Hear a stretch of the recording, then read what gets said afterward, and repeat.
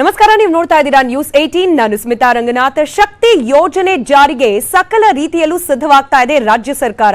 ಇದೇ ತಿಂಗಳ 11ನೇ ತಾರೀಕಿಗೆ ಶಕ್ತಿ ಯೋಜನೆ ಜನರಿಗೆ, ಅದರಲ್ಲೂ ಮಹಿಳೆಯರಿಗೆ ಲಭ್ಯವಾಗಲಿದೆ. ರಾಜ್ಯಾದ್ಯಂತ ಉಚಿತ ಬಸ್ ಪ್ರಯಾಣವನ್ನ ಮಹಿಳೆಯರು ಮಾಡಬಲ್ಲ ಯೋಜನೆ ಇದು. ಇದೇ 11ನೇ ತಾರೀಕು ಈ ಶಕ್ತಿ ಯೋಜನೆ ಜಾರಿ ಆಗಲಿದೆ. ನ್ಯೂಸ್ 18ಗೆ ಸಾರಿಗೆ ಸಚಿವ ರಾಮಲಿಂಗಾರೆಡ್ಡಿ ಈ ಬಗ್ಗೆ ಹೇಳಿಕೆ ನೀಡಿದ್ದಾರೆ.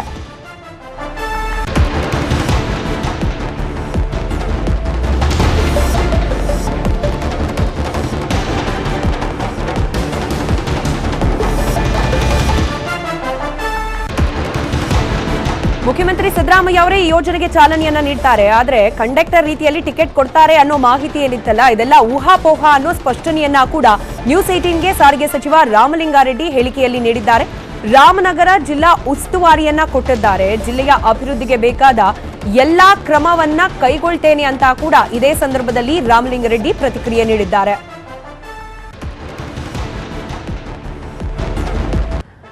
ಇನ್ನು ಸಚಿವ ರಾಮಲಿಂಗಾರೆಡ್ಡಿ ಅವರ ಜೊತೆಯಲ್ಲಿ ನಮ್ಮ ಪ್ರತಿನಿಧಿ ರಂಜನ್ ಮಾತುಕತೆ ನಡೆಸಿದ್ದಾರೆ. ಎರಡೂ ವಿಚಾರ, ಶಕ್ತಿ ಯೋಜನೆ ಹಾಗೆ ಉಸ್ತುವಾರಿ, ಜಿಲ್ಲಾ ಉಸ್ತುವಾರಿ ವಿಚಾರ, ಎರಡರ ಬಗ್ಗೆ ಕೂಡ ಮಾತನಾಡಿದ್ದಾರೆ ಸಚಿವರು. ಕೇಳೋಣ. ಕಾಂಗ್ರೆಸ್ ಸರ್ಕಾರದ ಪ್ರಮುಖ ಗ್ಯಾರಂಟಿಗಳಲ್ಲಿ ಒಂದಾದಂತಹ ಶಕ್ತಿ ಯೋಜನೆ ಜೂನ್ 11ರಿಂದ ಇಡೀ ಕನ್ನಡಿಗರಿಗೆ ಅರ್ಪಣೆಯಾಗಲಿದೆ. ಇದರ ಬಗ್ಗೆ ಮಾತನಾಡೋಕೆ ನಮ್ಮ ಜೊತೆ ಈಗ ಸಾರಿಗೆ ಹಾಗೂ ಮುಜರಾಯಿ ಸಚಿವರಾದಂತಹ ಹಾಗೂ ರಾಮನಗರ ಜಿಲ್ಲಾ ಉಸ್ತುವಾರಿ ಸಚಿವರಾದಂತಹ ರಾಮಲಿಂಗಾರೆಡ್ಡಿ ಸಾಹೇಬ್ ನಮ್ಮ ಜೊತೆ ಬನ್ನಿ ಮಾತಾಡ್ಸೋಣ. ಸರ್, ಈಗಾಗಲೇ ಜೂನ್ 11ಕ್ಕೆ ನೀವು ಮಹಿಳೆಯರಿಗೋಸ್ಕರ ಉಚಿತ ಬಸ್ನ ವ್ಯವಸ್ಥೆಯನ್ನ ಯೋಜನೆ ಘೋಷಣೆ ಮಾಡಿದಿರಿ ಸರ್. ಈ ಒಂದು ಕಾರ್ಯಕ್ರಮದ ರೂಪುರೇಷೆ ಯಾವ ತರ ಇರುತ್ತೆ? ಯೋಜನೆ ಘೋಷಣೆ ಅಲ್ಲ, ಕಾರ್ಯಗತಕ್ಕೆ ಬರ್ತಾ ಇದೆ.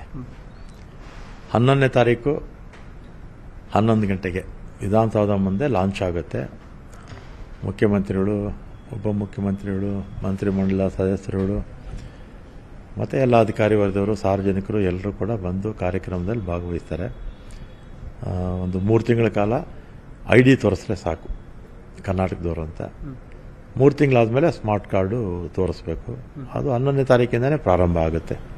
ಸ್ಮಾರ್ಟ್ ಕಾರ್ಡ್ಗೆ ಎಲ್ಲ ರಾಜ್ಯದ ಎಲ್ಲ ಭಾಗದಲ್ಲೂ ಕೂಡ ಸ್ಮಾರ್ಟ್ ಕಾರ್ಡ್ ಕೊಡೋದಕ್ಕೆ ಪ್ರಾರಂಭ ಮಾಡ್ತೀವಿ. ಮತ್ತೇನಾದರೂ ಹೆಣ್ಮಕ್ಳು ಸಂಖ್ಯೆ ವಾರ್ಡೋರು ಜಾಸ್ತಿ ಆದರೆ ಕೆಲವು ಭಾಗದಲ್ಲಿ, ಎಲ್ಲ ಕಡೆ ಎಲ್ಲ ಅಂಥ ಕಡೆ ಬೇರೆ ಬಸ್ ವ್ಯವಸ್ಥೆ ಮಾಡೋದು, ಅದೆಲ್ಲ ಕೂಡ ನಮ್ಮ MD ಅವರು ಡೈರೆಕ್ಷನ್ಸ್ ಕೊಟ್ಟಿದ್ದೀನಿ, ಅವರೆಲ್ಲ ಮಾಡ್ಕೊಂಡು ಹೋಗ್ತಾರೆ. ಸರ್, ಈಗ ಮಹಿಳೆಯರು ಉಚಿತವಾಗಿ ಪ್ರಯಾಣ ಮಾಡ್ತಾರೆ, ಇವರಿಗೆ ಟಿಕೆಟ್ನ ವ್ಯವಸ್ಥೆ ಯಾವ ಥರ ಇರುತ್ತೆ ಅಂತ? ಟಿಕೆಟ್ ಕೊಡ್ತಾರೆ, ಅದರಲ್ಲಿ 0 ಇರುತ್ತೆ ಅಷ್ಟೇ. ಎಷ್ಟು ಇದು ಅಮೌಂಟ್ ಎಷ್ಟು ಅಂದರೆ 0 ಅಂತಿರುತ್ತೆ. ಯಾಕೆ ಟಿಕೆಟ್ ಕೊಡ್ತೀವಿ ಅಂದರೆ ನಮಗೆ ಲೆಕ್ಕ ಬೇಕು. ಯಾಕಂದ್ರೆ ನಮಗೆ ರಿಯಂಬರ್ಸ್ ಆಗಬೇಕು ದುಡ್ಡು ಸರ್ಕಾರದಿಂದ. ಅದಕ್ಕೆ ನಾವು ಪ್ರತಿ ತಿಂಗಳು ಎಷ್ಟು ಜನ ಮಹಿಳೆಯರು ಪ್ರಯಾಣ ಮಾಡಿದ್ದಾರೆ, ಎಷ್ಟು ಕಿಲೋಮೀಟರ್ ಮಾಡಿದ್ದಾರೆ, ಅದ್ರ ಮೇಲೆ ನಮಗೆ ಸರ್ಕಾರದ ಹಣ ವಾಪಸ್ ಬರಬೇಕಾಗಿರೋದ್ರಿಂದ ಅದನ್ನು ಲೆಕ್ಕದ ತಗೊಳ್ಳೋದಕ್ಕೆ ಮಾತ್ರ ಅದನ್ನು ಕೊಡ್ತೀವಿ. ಸರ್, ಈಗ ನಿಮ್ಮ ಇಲಾಖೆಯಲ್ಲಿ ಅಂದರೆ ಸಾರಿಗೆ ಇಲಾಖೆಯಲ್ಲಿ BMTC ಬಸ್ಗಳ ಕೊರತೆ ಇದೆ ಅಂತ ಹೇಳ್ತಾರೆ. ಎಷ್ಟು ಕರ್ನಾಟಕದಲ್ಲಿ ಅರೌಂಡ್ 600 ಹಳ್ಳಿಗಳಿಗೆ ಬಸ್ಗಳೇ ವ್ಯವಸ್ಥೆ ಇಲ್ಲ ಅಂತ ಹೇಳಿ, ಇದ್ರ ಬಗ್ಗೆ ಏನಾದರೂ ನೀವು? ಪ್ರತಿ ಹಳ್ಳಿಗೂ ಬಸ್ ಹೋಗೋದಿಲ್ಲ. 1 ಕಿಲೋಮೀಟ್ರ್ 1.5 ಕಿಲೋಮೀಟ್ರ್ ವ್ಯಾಪ್ತಿನಲ್ಲಿ ಹತ್ತಿರದಲ್ಲಿ ಹೋಗುತ್ತೆ. ಈಗ ಹ್ಯಾಮ್ಲೆಟ್ಸ್ ಇರುತ್ತೆ, ಸಣ್ಣ ಸಣ್ಣ ಹಳ್ಳಿಗಳಿರುತ್ತೆ, ಅಂಥ ಕಡೆ ಬಸ್ ವ್ಯವಸ್ಥೆ ಇರಲ್ಲ. ಆದರೆ ಎಲ್ಲ ಬಸ್ಸುಗಳು ಎಲ್ಲ ಗ್ರಾಮಕ್ಕೂ ಕೂಡ 1-1.5 ಕಿಲೋಮೀಟ್ರ್ ಹತ್ತಿರದಲ್ಲೇ ಇರುತ್ತೆ ಬಸ್ ನಿಲ್ದಾಣ. ಪಠ್ಯ ಪರಿಷ್ಕರಣೆ ವಿವಾದ ಅನ್ನೋದು ಈಗಾಗಲೇ ಮಕ್ಕಳಿಗೆ ಅಕಾಡೆಮಿಕ್ ಇಯರ್ ಶುರುವಾಗಿದೆ. ಸೊ ಈ ಒಂದು ಸಂದರ್ಭದಲ್ಲಿ ಮಾಡಿದ್ರೆ ಸೂಕ್ತನಾ ಅಂತ?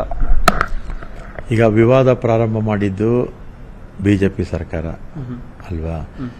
ಅದನ್ನು ಸರ್ ಮಾಡುವಂಥ ಕೆಲಸ ಮಧು ಬಂಗಾರಪ್ಪ ಅವರು ಮಾಡ್ತೀನಿ ಅಂತ ಹೇಳಿದ್ದಾರೆ ಮಾಧ್ಯಮಗಳ ಮುಖಾಂತರ. ಹೆಚ್ಚಿನ ಮಾಹಿತಿಗೆ ನೀವು ಮಧು ಬಂಗಾರಪ್ಪ ಅವರನ್ನೇ ಸಂಪರ್ಕಿಸಬೇಕು.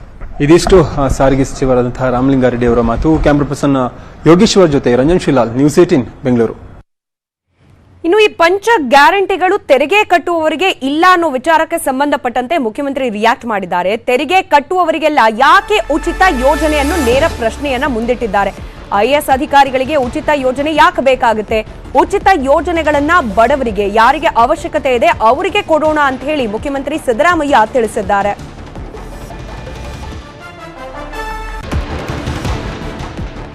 ಇನ್ಫ್ಯಾಕ್ಟ್ ಇಲ್ಲಿ ನೆನಪು ಮಾಡ್ಕೊಳ್ಬೇಕು, ಈ ಗ್ಯಾರಂಟಿ ಯೋಜನೆಗಳ ಬಗ್ಗೆ ಕ್ಯಾಬಿನೆಟ್ ಮೀಟ್ ಆದ ನಂತರದಲ್ಲಿ ಸುದ್ದಿಗೋಷ್ಠಿ ಸಂದರ್ಭದಲ್ಲಿ ಸಿದ್ದರಾಮಯ್ಯ ಅವರೇ ಹೇಳಿದ್ರು, ಸರ್ಕಾರದ ಮುಖ್ಯ ಕಾರ್ಯದರ್ಶಿಯವರಿಗೂ ಕೂಡ ಈ ಯೋಜನೆ ಅನ್ವಯ ಆಗುತ್ತೆ ಅಂತ ಹೇಳಿ. ಈಗ ಸಿದ್ದರಾಮಯ್ಯ ಅವರೇ IAS ಅಧಿಕಾರಿಗಳಿಗೆ ಯಾಕೆ ಅನ್ನೋ ಪ್ರಶ್ನೆ ಕೇಳ್ತಿದ್ದಾರೆ. ಇದರ ಜೊತೆಗೆ 85% ಮಹಿಳೆಯರಿಗೆ 2,000 ಈ ಬೆನಿಫಿಟ್ ಸ್ಕೀಮ್ ಏನಿದೆ ಅದರ ಲಾಭ ಸಿಗುತ್ತೆ. ನಾವು ನುಡಿದಂತೆ ನಡೆದಿದ್ದೇವೆ ಅಂತ ಕೂಡ ತಿಳಿಸಿದ್ದಾರೆ. ನುಡಿದಂತೆ ನಡೆಯದವರಿಂದ ಗೊಂದಲವನ್ನ ಸೃಷ್ಟಿ ಮಾಡಲಾಗ್ತಿದೆ ಅಂತ ಹೇಳಿ ವಿರೋಧ ಪಕ್ಷದ ವಿರುದ್ಧ ಚಾಟಿ ಬೀಸಿದ್ದಾರೆ. 5 ಗ್ಯಾರಂಟಿ ಜಾರಿ ಮಾಡೋದು ಗ್ಯಾರಂಟಿ, ಇಂದಿರಾ ಕ್ಯಾಂಟೀನ್ ಮತ್ತೆ ಆರಂಭ ಮಾಡ್ತೀವಿ ಅದು ಕೂಡ ಗ್ಯಾರಂಟಿ ಅಂತ ಹೇಳಿ ಬೆಂಗಳೂರಿನಲ್ಲಿ ಮುಖ್ಯಮಂತ್ರಿ ತಿಳಿಸಿದ್ದಾರೆ. ಅವ್ರ ತಟ್ಟೆಯಲ್ಲೇ ಹೆಗ್ಗಣ ಬಿದ್ದಿದೆ ಅಂತ ಕೂಡ ವಿರೋಧ ಪಕ್ಷದ ಈ ಗ್ಯಾರಂಟಿ ಗೊಂದಲದ ಪ್ರತಿಕ್ರಿಯೆಗಳ ವಿರುದ್ಧ ಸಿದ್ದರಾಮಯ್ಯ ಕಿಡಿಕಾರಿದ್ದಾರೆ. ಇನ್ಕಮ್ ಟ್ಯಾಕ್ಸ್ ಆದಾಯ ತೆರಿಗೆ ಕೊಡ್ತಕ್ಕಂಥವ್ರು ಅವ್ರು ಬೇಡಪ್ಪ ಅಂತ ಹೇಳಿದ್ದೀವಿ. GST ತೆರಿಗೆ ರಿಜಿಸ್ಟರ್ ಆಗಿರ್ತಕ್ಕಂಥವ್ರು ಬೇಡ ಅಂತ ಹೇಳಿದ್ದೀವಿ. ಈಗ IAS ಆಫೀಸರು ಅವ್ರಿಗೂ ಯಾಕೆ ಕೊಡಬೇಕು? ಬಡವರಿಗೆ ಕೊಡೋಣ 2,000 ರೂಪಾಯಿನ. ಅದು ಎಷ್ಟು ಜನಕ್ಕೆ ಕವರ್ ಆಗ್ತದೆ ಅಂತಂದ್ರೆ 85% of the total population. Gruhalakshmi ಕಾರ್ಯಕ್ರಮ ಅದನ್ನೇ ಹೇಳೋದಿಲ್ಲ. 85% ಜನರಿಗೆ ಕವರ್ ಆಗ್ತದೆ ಅಂತ ಹೇಳಲ್ಲ. ಇನ್ನು ಎಷ್ಟು ಜನ ಇನ್ಕಮ್ ಟ್ಯಾಕ್ಸ್ ಕಟ್ಟೋರಿದ್ದಾರೆ? ಆಮೇಲೆ ಬಡವರಿಗೆ ಅಕ್ಕಿ ಕೊಡ್ತೀವಿ ಅಂತ ಹೇಳಿದೀವಿ. ಆಹಾರ ಧಾನ್ಯ ಕೊಡ್ತೀವಿ, 10 kg ಅಕ್ಕಿ ಕೊಡ್ತೀವಿ ಅಂತ. ಯಾರಿಗೆ ಅನುಕೂಲ ಆಗೋದು? BPL ಕಾರ್ಡ್ ಹೋಲ್ಡರ್ಸ್ಗೆ, ಅಂತ್ಯೋದಯ ಕಾರ್ಡ್ ಹೋಲ್ಡರ್ಸ್ಗೆ, ಎಲ್ಲ ಬಡವರು ಕವರ್ ಆದರಲ್ಲ. ಅದಕ್ಕೂ ಒಂದು ಖಾತೆ ತೆಗೆಯೋದು.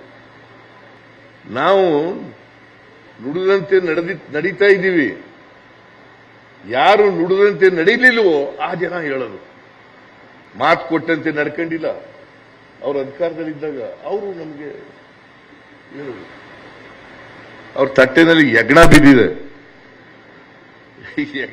ಯಜ್ಞ ಬಿದ್ದಿದೆ ಅವ್ರ ತಟ್ಟೆನಲ್ಲಿ. ಅದೆಲ್ಲ ಮರ್ತು ಬಿಡ್ತಾರೆ.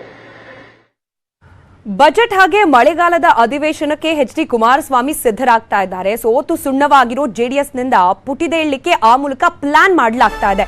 ಸರ್ಕಾರದ ವಿರುದ್ಧ ಪ್ರಬಲ ಅಸ್ತ್ರಗಳನ್ನ ಅಧಿವೇಶನದ ಸಂದರ್ಭದಲ್ಲಿ ಪ್ರಯೋಗ ಮಾಡಲಿಕ್ಕೂ ಕೂಡ ಕುಮಾರಸ್ವಾಮಿ ತಂತ್ರ ಹೆಣಿತಿದ್ದಾರೆ. ನಮಗೆ ನೆನಪಿದೆ, ಚುನಾವಣಾ ಪ್ರಚಾರದ ಸಂದರ್ಭದಲ್ಲಿ ಬಿಜೆಪಿ ನೇತೃತ್ವದ ಸರ್ಕಾರದ ಕೊನೆಯ ಅಧಿವೇಶನಕ್ಕೂ ಕೂಡ ಹೆಚ್ಚಿಗೆ ಹಾಜರಾಗಲಿಲ್ಲ ಕುಮಾರಸ್ವಾಮಿ ಅವರು. ಪಂಚರತ್ನ ಯಾತ್ರೆ ಮೂಲಕ ಪಕ್ಷ ಸಂಘಟನೆ ಹಾಗೆ ಪಕ್ಷಕ್ಕೆ ಹೆಚ್ಚು ಮತ ಬರಲಿ ಅಂತ ಹೇಳಿ ಪ್ರಯತ್ನ ಪಟ್ಟಿದ್ರು. ಆದರೆ ಜೆಡಿಎಸ್ಗೆ ಈ ಬಾರಿಯ ಚುನಾವಣೆಯಲ್ಲಾದ ಸೋಲು ಇದೀಗ ಮತ್ತೆ ವಿರೋಧ ಪಕ್ಷದ ಸ್ಥಾನದಲ್ಲಿ ಕೂರೋ ಅನಿವಾರ್ಯತೆ. ಹೀಗಾಗಿ ಸರ್ಕಾರದ ವಿರುದ್ಧ ಚಾಟಿ ಬೀಸಲಿಕ್ಕೆ ಬೇಕಾದ ಸಿದ್ಧತೆಯನ್ನ ಮಾಡ್ಕೊಳ್ತಿದ್ದಾರೆ. ಕೇವಲ ಇಷ್ಟು ಮಾತ್ರ ಅಲ್ಲ, ಸಿದ್ದರಾಮಯ್ಯ ಸರ್ಕಾರದ ಗ್ಯಾರಂಟಿಗಳನ್ನೇ ಅಸ್ತ್ರವಾಗಿಸಿಕೊಳ್ಳೋಕೆ ಎಚ್ ಡಿ ಕುಮಾರಸ್ವಾಮಿ ಸಿದ್ಧರಾಗ್ತಾ ಇದ್ದಾರೆ. ಚುನಾವಣೆಗೂ ಮುನ್ನ ಹೇಳಿದ್ದೇನು, ಈಗ ಮಾಡ್ತಿರೋದೇನು, ಗ್ಯಾರಂಟಿಗಳನ್ನೇ ಇಟ್ಕೊಂಡು ಸರ್ಕಾರದ ವಿರುದ್ಧ ಈ ರೀತಿಯಾದ ದಾಳಿಗೆ ಸಿದ್ಧರಾಗ್ತಿದ್ದಾರೆ ಎಚ್ ಡಿ ಕುಮಾರಸ್ವಾಮಿ. ಅಧಿವೇಶನದ ಸಂದರ್ಭದಲ್ಲಿ ಹಾಜರಿದ್ದು ಸರ್ಕಾರದ ವಿರುದ್ಧವಾಗಿ ಟೀಕಾ ಪ್ರಹಾರವನ್ನ ಮಾಡೋದು, ಅದರಲ್ಲೂ ಈ ಗ್ಯಾರಂಟಿ ಯೋಜನೆಗಳನ್ನ ಇಟ್ಕೊಂಡೇನೆ ವಾಕ್ಪ್ರಹಾರವನ್ನ ಮಾಡಲಿಕ್ಕೆ ಕುಮಾರಸ್ವಾಮಿ ಸಿದ್ಧರಾಗ್ತಾ ಇದ್ದಾರೆ.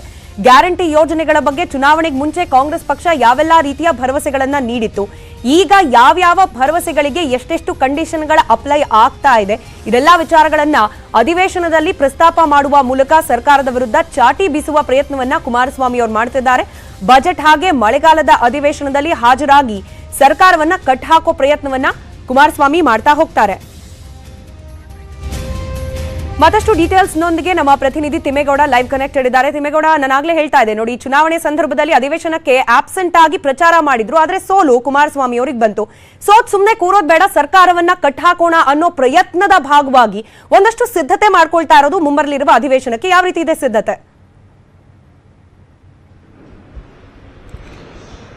ಸ್ಮಿತಾ, ಬಹಳ ಮುಖ್ಯವಾಗಿ ಕುಮಾರಸ್ವಾಮಿ ಅವರು ಪದೇ ಪದೇ ಹೇಳ್ತಾ ಇದ್ದಾರೆ, ನಾನು 5 ಗ್ಯಾರಂಟಿಗಳ ಅನುಷ್ಠಾನ ಕುರಿತಂತೆ ಕಾಂಗ್ರೆಸ್ ವಿರುದ್ಧ ಹೋರಾಟ ಮಾಡೋದಕ್ಕೆ ಆತರ ಪಡೋದಿಲ್ಲ, ಇನ್ನೂ ಒಂದು ಸ್ವಲ್ಪ ದಿನ ಕಾಯ್ತೀನಿ ಅನ್ನುವಂಥ ಒಂದು ಮಾತನ್ನು ಹೇಳ್ತಾ ಇರ್ತಕ್ಕಂಥದ್ದು. ಅದರಂತೆ ಕುಮಾರಸ್ವಾಮಿಯವರ ಈ ಒಂದು ಹೇಳಿಕೆ ಹಿಂದೆ ಎಲ್ಲೋ ಒಂದು ಕಡೆಯಾಗಿ ಮುಂಬರುವಂಥ ಏನು ಅಧಿವೇಶನ ಸಂದರ್ಭದಲ್ಲಿ ಕಾಂಗ್ರೆಸ್ ಸರ್ಕಾರವನ್ನು ಇಕ್ಕಟ್ಟಿಗೆ ಸಿಲುಕೋದಕ್ಕೆ ಸದ್ದಿಲ್ಲದೆ ತಯಾರಿಯನ್ನು ನಡೆಸ್ಕೊತಾ ಇದ್ದಾರಾ ಅಂತ. ಯಾಕಂತ ಹೇಳಿದ್ರೆ ನಿನ್ನೆಯಷ್ಟೇ ಮಾಧ್ಯಮಗಳ ಜೊತೆ ಮಾತಾಡಿದಂಥ ಎಚ್ ಡಿ ಕುಮಾರಸ್ವಾಮಿ ಅವರು ಒಂದು ಮಾತನ್ನು ಹೇಳ್ತಾ ಇದ್ರು. ಈ ಹಿಂದೆ ಎಚ್ ಕೆ ಪಾಟೀಲ್ ಅವರು ಕಾಂಗ್ರೆಸ್ ಸರ್ಕಾರದ ಸಮಯದಲ್ಲಿ, ಅಂದರೆ ಈ ಹಿಂದೆ ಅವರು ಸದನ ಸಮಿತಿ ಅಧ್ಯಕ್ಷರಾಗಿ ಒಂದು ಬೇರೆಕೆರೆ ಅದಿರು ರಫ್ತು ಪ್ರಕರಣಕ್ಕೆ ಸಂಬಂಧಪಟ್ಟಂತೆ ವರದಿನ ಕೊಟ್ಟಿದ್ರಲ್ಲ, ಆ ಒಂದು ವರದಿಯನ್ನು ಬಹಿರಂಗ ಮಾಡಿದ್ರೆ ಸಾಕು, ಆ ಒಂದು ಅದಿರು ರಫ್ತು ಪ್ರಕರಣಕ್ಕೆ ಸಂಬಂಧಪಟ್ಟಂತೆ ಕ್ರಮ ಕೈಗೊಂಡ್ರೆ ಸಾಕು 5 ಗ್ಯಾರಂಟಿಗಳನ್ನು ಕೂಡ ಈಡೇರಿಸ್ಬೋದು ಅನ್ನುವಂಥ ಒಂದು ಮಾತನ್ನು ಹೇಳಿರ್ತಕ್ಕಂಥದ್ದು. ಮತ್ತೊಂದು ಕಡೆಯಾಗಿ ಏನು ಡಿ ಕೆ ಶಿವಕುಮಾರ್ ಇಂಧನ ಸಚಿವರಾದಂಥ ಸಂದರ್ಭದಲ್ಲಿ ಅವರ ವಿರುದ್ಧ ಕೇಳಿಬಂದಂಥ ಪಾವಗಡ ಸೋಲಾರ್ ಪಾರ್ಕ್ ಹಗರಣ ಏನಿದೆ, ಆ ಒಂದು ಸೋಲಾರ್ ಪಾರ್ಕ್ ವ್ಯವಹಾರಕ್ಕೆ ಸಂಬಂಧಪಟ್ಟಂತೆಯೂ ಕೂಡ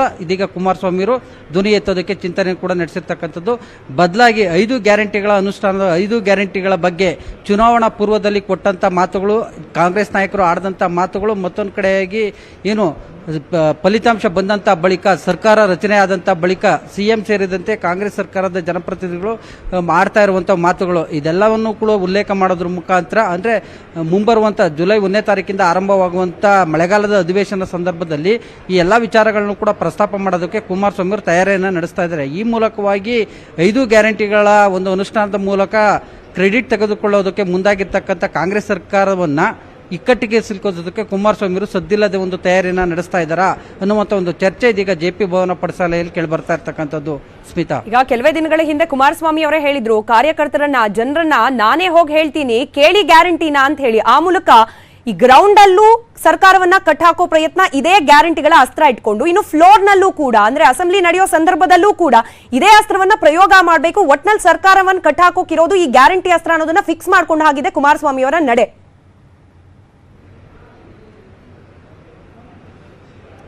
ಖಂಡಿತವಾಗಿಯೂ ಸ್ಮಿತಾ, ನೋಡಿ, ಸದನದ ಒಳಗೆ ಮತ್ತು ಸದನದ ಹೊರಗೆ ಎರಡೂ ಕಡೆನೂ ಕೂಡ ಇದೀಗ ಕುಮಾರಸ್ವಾಮಿಯವರು ಕಾಂಗ್ರೆಸ್ ಸರ್ಕಾರದ ವಿರುದ್ಧ ಹೋರಾಟಕ್ಕೆ ತಯಾರಿಯನ್ನು ನಡೆಸ್ಕೊತಾ ಇರತಕ್ಕಂಥದ್ದು. ಯಾಕಂತ ಹೇಳಿದ್ರೆ ಸರ್ಕಾರಕ್ಕೆ ಈಗಾಗಲೇ ಏನು ಸರ್ಕಾರವೇ ಹೇಳ್ತಾ ಇರುವಂಥ ಒಂದಷ್ಟು ದಿನ ಕಾಲಾವಕಾಶ ಬೇಕು ಅನ್ನುವಂಥ ನಿಟ್ಟಲ್ಲಿ ಹೇಳಿಕೆಯನ್ನು ಕೊಡ್ತಾ ಇದ್ದಾರಲ್ಲ, ಅದರಂತೆ ಬಿಜೆಪಿ ಈ ರೀತಿ ಆತುರವಾಗಿ ಪ್ರತಿಭಟನೆಯನ್ನು ಮಾಡಿ ನಗೆಪೇಟ್ಲಿಗೆ ಈಡಾಗಬಾರ್ದು ಅನ್ನುವಂಥದ್ದು ಕುಮಾರಸ್ವಾಮಿಯವರ ಲೆಕ್ಕಾಚಾರ. ಸೊ ಹೀಗಾಗಿಯೇ ಈ ಒಂದು 5 ಗ್ಯಾರಂಟಿಗಳಿಗೆ ಸಂಬಂಧಪಟ್ಟಂತೆ ಏನು ಕಾಂಗ್ರೆಸ್ ಸರ್ಕಾರ ಏನು ಗಡುವನ್ನು ಕೊಟ್ಟಿದೆಯಲ್ಲ, ಆ ಗಡುವನ್ನು ನೋಡಿದ ಬಳಿಕ ಏನು ಕಾಂಗ್ರೆಸ್ ಸರ್ಕಾರದ ಅಂದರೆ ಅದರಲ್ಲೂ ಕೂಡ ರಾಜ್ಯ ಸರ್ಕಾರ ಯಾವ ರೀತಿಯಾಗಿ ಒಂದು ಯೋಜನೆಗಳನ್ನ ಅನುಷ್ಠಾನಕ್ಕೆ ತರುತ್ತೆ, ಮತ್ತೊಂದು ಕಡೆಯಾಗಿ ಏನು ಚುನಾವಣಾ ಪೂರ್ವದಲ್ಲಿ ಪ್ರಣಾಳಿಕೆಯಲ್ಲಿ ಕೊಟ್ಟಂಥ ಭರವಸೆಗಳು ಅಂದರೆ ಕೊಟ್ಟಂಥ ಭರವಸೆಯಂತೆ ಎಲ್ಲರಿಗೂ ಕೂಡ ಈ ಒಂದು ಯೋಜನೆಯ ಸೌಲಭ್ಯವನ್ನು ಕೊಡ್ತಾರಾ, ಮತ್ತೊಂದು ಕಡೆಗೆ ಕಂಡೀಷನ್ಸ್ಗಳನ್ನ ಈಗಾಗಲೇ ಏನು ಕೆಲವೊಂದು ಮಾರ್ಗಸೂಚಿಯಲ್ಲಿ ಷರತ್ತುಗಳನ್ನ ವಿಧಿಸಿದ್ರಲ್ಲ ಅದನ್ನು ಸಡಿಲಿಕೆ ಏನಾದರೂ ಮಾಡ್ತಾರಾ, ಇದೆಲ್ಲವನ್ನು ಕೂಡ ಕಾದು ನೋಡುವಂಥ ಒಂದು ತಂತ್ರದಲ್ಲಿ ಕುಮಾರಸ್ವಾಮಿ ಇದ್ದಾರೆ. ಎಸ್ಪೆಷಲಿ ಬೇಲೆಕೆರೆ ಅದಿರು ರಫ್ತು ಪ್ರಕರಣ, ಮತ್ತೊಂದು ಕಡೆಗೆ ಡಿ ಕೆ ಶಿವಕುಮಾರ್ ವಿರುದ್ಧದ ಏನು ಸೋಲಾರ್ ಪಾರ್ಕ್ ಹಗರಣ ಏನಿದೆ, ಈ 2 ವಿಚಾರಗಳ ಬಗ್ಗೆನೂ ಕೂಡ ಪ್ರಸ್ತಾಪ ಮಾಡೋದಕ್ಕೆ ಕುಮಾರಸ್ವಾಮಿ ಅವರು ಚಿಂತನೆಯನ್ನ ನಡೆಸಿದ್ದಾರೆ. ಯಾಕಂತ ಹೇಳಿದ್ರೆ ಈ 2 ಪ್ರಕರಣಗಳಿಗೆ ಸಂಬಂಧಪಟ್ಟಂತೆ ಧ್ವನಿ ಎತ್ತಿದ್ದೇ ಆಗಿದ್ದಲ್ಲಿ ಎಲ್ಲೊಂದು ಕಡೆಯಾಗಿ ಕಾಂಗ್ರೆಸ್ ಸರ್ಕಾರವನ್ನ ಇಕ್ಕಟ್ಟಿಗೆ ಸಿಲುಕಿಸಬಹುದು. ಯಾಕಂದ್ರೆ ಈ 2 ಹಗರಣಗಳಲ್ಲಿ ಕಾಂಗ್ರೆಸ್ ಸರ್ಕಾರದ ಜನಪ್ರತಿನಿಧಿಗಳು ಭಾಗಿಯಾಗಿದ್ದಾರೆ ಎನ್ನುವಂಥದ್ದು. ಸೊ ಹೀಗಾಗಿ ಇಂಥದ್ದೊಂದು ಚಿಂತನೆಯನ್ನ ಕುಮಾರಸ್ವಾಮಿ ನಡೆಸ್ತಾ ಇದ್ದಾರೆ. ಇದಕ್ಕೆ ಪೂರಕವಾಗಿ ದಾಖಲೆಗಳು ಮತ್ತೊಂದು ಕಡೆಗೆ ಮಾಹಿತಿ ಸಂಗ್ರಹದಲ್ಲಿ ಕುಮಾರಸ್ವಾಮಿ ತೊಡಗಿದ್ದಾರೆ. ಸ್ಮಿತಾ, ಧನ್ಯವಾದ ತಿಮ್ಮೇಗೌಡ ಮಾಹಿತಿಗಾಗಿ. ಶಾಲೆ ಆರಂಭವಾಗಿ 8 ದಿನ ಆದ್ರೂ ಕೂಡ ಮಕ್ಕಳು ಈ ಶಾಲೆಗೆ ಬರ್ತಾ ಇಲ್ಲ. ಇರೋ ಒಬ್ಬ ಶಿಕ್ಷಕ ವರ್ಗಾವಣೆ ಆಗ್ಲೇಬೇಕು ಅಂತ ಹೇಳಿ ಪೋಷಕರು ಪಟ್ಟು ಹಿಡಿದು ಕೂತಿರುವ ಘಟನೆ ಚಿಕ್ಕಮಗಳೂರಿನಲ್ಲಿ ನಡೀತಾ ಇದೆ. ಇರುವ ಓರ್ವ ಶಿಕ್ಷಕ ಟ್ರಾನ್ಸ್ಫರ್ ಆಗೋ ತನಕ ಮಕ್ಕಳನ್ನ ಶಾಲೆಗೆ ಕಳಿಸೋದಿಲ್ಲ ಅಂತಿದ್ದಾರೆ ಪೋಷಕರು. ಚಿಕ್ಕಮಗಳೂರಿನ ಗುಂಡಿ ಹೊಂಬಳ ಸರ್ಕಾರಿ ಶಾಲೆಯಲ್ಲಿ 1ರಿಂದ 5ನೇ ತರಗತಿ ತನಕ ಇದೆ. ಕೇವಲ ಇರೋದು 9 ಮಕ್ಕಳು. ಇಲ್ಲಿ ಮೇಷ್ಟ್ರು ಸರಿಯಾಗಿ ಶಾಲೆಗೆ ಬರೋದೇ ಇಲ್ಲ ಅಂತ ಹೇಳಿ ಪೋಷಕರು ಆರೋಪ ಮಾಡ್ತಿದ್ದಾರೆ. ಇನ್ನು ಒಂದೇ ಕೊಠಡಿಯಲ್ಲಿ ಎಲ್ಲಾ ಮಕ್ಕಳು ಕೂಡ ಕೂರ್ಬೇಕಾದ ಅನಿವಾರ್ಯ ಪರಿಸ್ಥಿತಿ. ಶಿಕ್ಷಕರು ಬೆಳಗ್ಗೆ 11:30ಕ್ಕೆ ಬಂದು ಮಧ್ಯಾಹ್ನ 2:30 ಮನೆ ಸೇರ್ಕೊಂಡ್ಬಿಡ್ತಾರೆ. ಸಂಜೆ ಮಕ್ಕಳೇ ಶಾಲೆಯ ಬೀಗ ಹಾಕೊಂಡು ಮನೆಗೆ ಹೋಗೋ ರೀತಿಯ ಪರಿಸ್ಥಿತಿ. ಇಂತಹ ಪರಿಸ್ಥಿತಿಯಲ್ಲಿ ಮಕ್ಕಳು ಶಾಲೆಗೆ ಹೋಗಿ ಕಲಿಯೋದೇನು, ಹೀಗಾಗಿ ನಾವು ಕಳಿಸೋದೇ ಇಲ್ಲ, ಆತ ವರ್ಗಾವಣೆ ಆಗ್ಬೇಕು, ಬೇರೆ ಶಿಕ್ಷಕರು ಬರಬೇಕು ಅಂತ ಹೇಳಿ ಪೋಷಕರು ಪಟ್ಟು ಹಿಡಿದು ಕೂತಿದ್ದಾರೆ. ಇನ್ನು ಶಿಕ್ಷಕ ಚಂದ್ರೇಗೌಡರನ್ನ ಇಲ್ಲಿಂದ ಬೇರೆಡೆಗೆ ವರ್ಗಾಯಿಸಿ ಅಂತ ಕೂಡ ಒತ್ತಾಯಿಸಿದ್ದಾರೆ. ಮೇ 31ಕ್ಕೆ ಶಾಲೆ ಸ್ಟಾರ್ಟ್ ಆಗಿದೆ. ಮೇ 30 ಸ್ಟಾರ್ಟ್ ಆದಾಗಿಂದನೂ ಶಿಕ್ಷಕರು ಹಿಂದಿನಿಂದನೂ ಇಲ್ಲೇ ಇದ್ದವರು 6 ವರ್ಷದಿಂದ. ಅವ್ರು ಏನು ಮಾಡ್ತಿದ್ದಾರೆ, ನಾವು ಕಣ್ಣರೆ ಕಂಡಂಥ ವಿಷಯ 11:30ಗೆ ಬರೋದು 2:30, 3 ಗಂಟೆಗೆ ಬಿಟ್ಟು ಹೋಗೋವಂಥ ಅವ್ರದ್ದು ಪ್ರವೃತ್ತಿ ನಡೀತಿದೆ. ಅದನ್ನು ನಾವು ಹಿಂದೆನೂ ಅವರು ಅಧಿಕಾರಿಗಳಿಗೂ ದೂರು ನೀಡಿದ್ದೀವಿ, ಅದಕ್ಕೆ ಸ್ಪಂದಿಸ್ತಾ ಇಲ್ಲ. ಇವತ್ತು ದೂರು ನೀಡಿದಾಗ ಮೊನ್ನೆ DDFIಗೆ ಮತ್ತು BOಗೆ ದೂರು ನೀಡಿದಾಗ ಅವರು ಸ್ಪಂದಿಸಿಲ್ಲ. ಯಾರೋ ಸ್ಥಳೀಯ ಮೇಲಧಿಕಾರಿಗಳನ್ನು ಕಳಿಸ್ಬಿಟ್ಟು ಪರಿಶೀಲನೆ ಕಳಿಸಿದ್ದಾರೆ. ಇಲ್ಲ ಇವತ್ತು ಮಕ್ಕಳಿದ್ದಾರೆ ಅಂತ ಹೇಳಿ ಸುಳ್ಳು ಯಾರೋ ಗ್ರಾಮಸ್ಥರು ದೂರು ನೀಡಿಲ್ಲ ಅಂತ ಹೇಳಿಬಿಟ್ಟು ಯಾರೋ ಸುಮ್ಮನೆ ದೂರು ನೀಡಿದ್ದಾರೆ ಅಂತೇಳಿ ಬಂದು ಮಾಹಿತಿ ತಗೊಂಡು ಹೋಗಿದ್ದಾರಂತೆ. ನಮಗೆ ಗೊತ್ತಿಲ್ಲ. ಆ ರೀತಿ ಮಾಡಿದ್ರೆ ಗ್ರಾಮೀಣ ಪ್ರದೇಶದ ಶಾಲೆಗಳು ಮುಚ್ಚಿ ಹೋಗೋ ಅಂತ ತಲುಪಿದೆ. ಈಗಾಗಲೇ ಬಹಿಷ್ಕಾರ ಮಾಡಿದ್ದಾರೆ, ಶಾಲೆ ಮಕ್ಕಳನ್ನ ಕಳಿಸೋದಿಲ್ಲ, TC ಕೊಡಿ ಅಂತ. ಈಗಾಗಲೇ ಆಲ್ರೆಡಿ 2 ಮಕ್ಕಳು ಹೊರಗಡೆ ಹೋಗಿದ್ದಾರೆ, TC ಕೊಡಿ ಅಂತ ಕೇಳ್ತಿದ್ದಾರೆ. ಇನ್ನು ಮುಂದೆ ಶಾಲೆ ಮುಚ್ಚಬೇಕಾಗುತ್ತೆ. ಅಧಿಕಾರಿಗಳು ಅವರೇ ಮಾತು ಕಟ್ಕೊಂಡು ಕೂತ್ರೆ ಇನ್ನೂ ಹೋರಾಟದ ಎಚ್ಚರಿಕೆ ನೀಡ್ತಾರೆ. ಸರ್ ಮಕ್ಕಳು ಯಾಕಿಲ್ಲ ಅಂತ ಹೇಳಿದ್ರೆ ಶಿಕ್ಷಕರ ಸಮಸ್ಯೆ ಸರ್.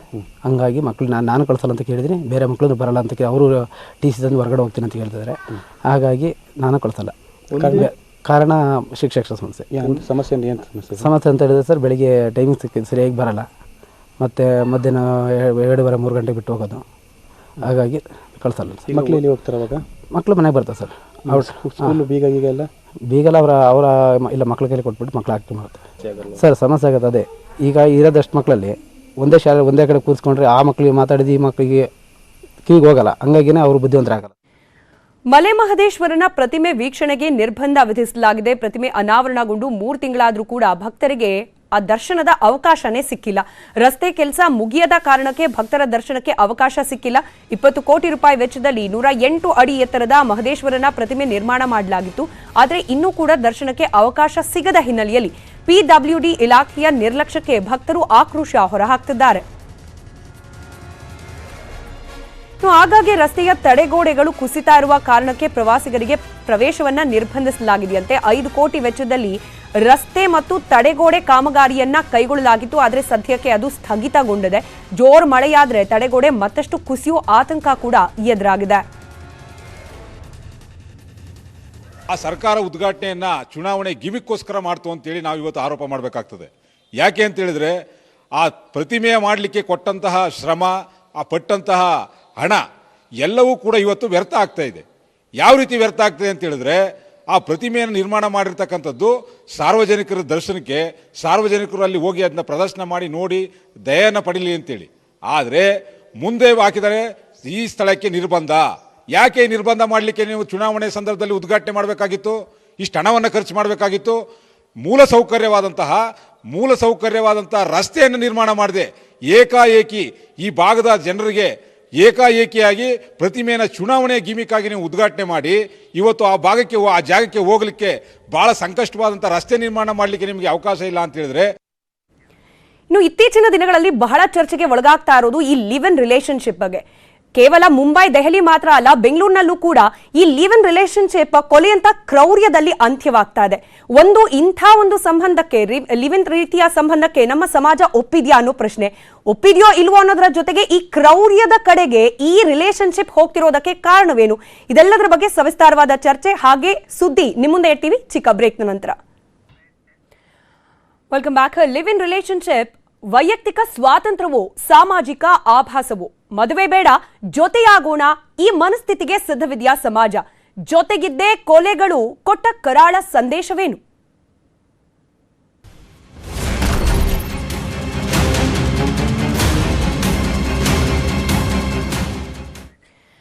ದೇಶದಲ್ಲಿ ಲಿವ್ ಇನ್ ಮರ್ಡರ್ ಕೇಸ್ಗಳ ಸಂಖ್ಯೆ ದಿನೇ ದಿನೇ ಹೆಚ್ಚಾಗ್ತಾ ಇದೆ. ದೆಹಲಿ, ಮುಂಬೈ ಮಹಾನಗರಗಳ ಅಷ್ಟೇ ಅಲ್ಲ, ಬೆಂಗಳೂರಿನಲ್ಲೂ ಕೂಡ ಲಿವ್ ಇನ್ ರಿಲೇಶನ್ಶಿಪ್ ಮರ್ಡರ್ನಲ್ಲಿ ಕೊನೆಯಾಗ್ತಿರುವ ಪ್ರಕರಣಗಳು ದಿನದಿಂದ ದಿನಕ್ಕೆ ದಾಖಲಾಗುವ ಪ್ರಮಾಣ ಹೆಚ್ಚಾಗ್ತಾ ಇದೆ.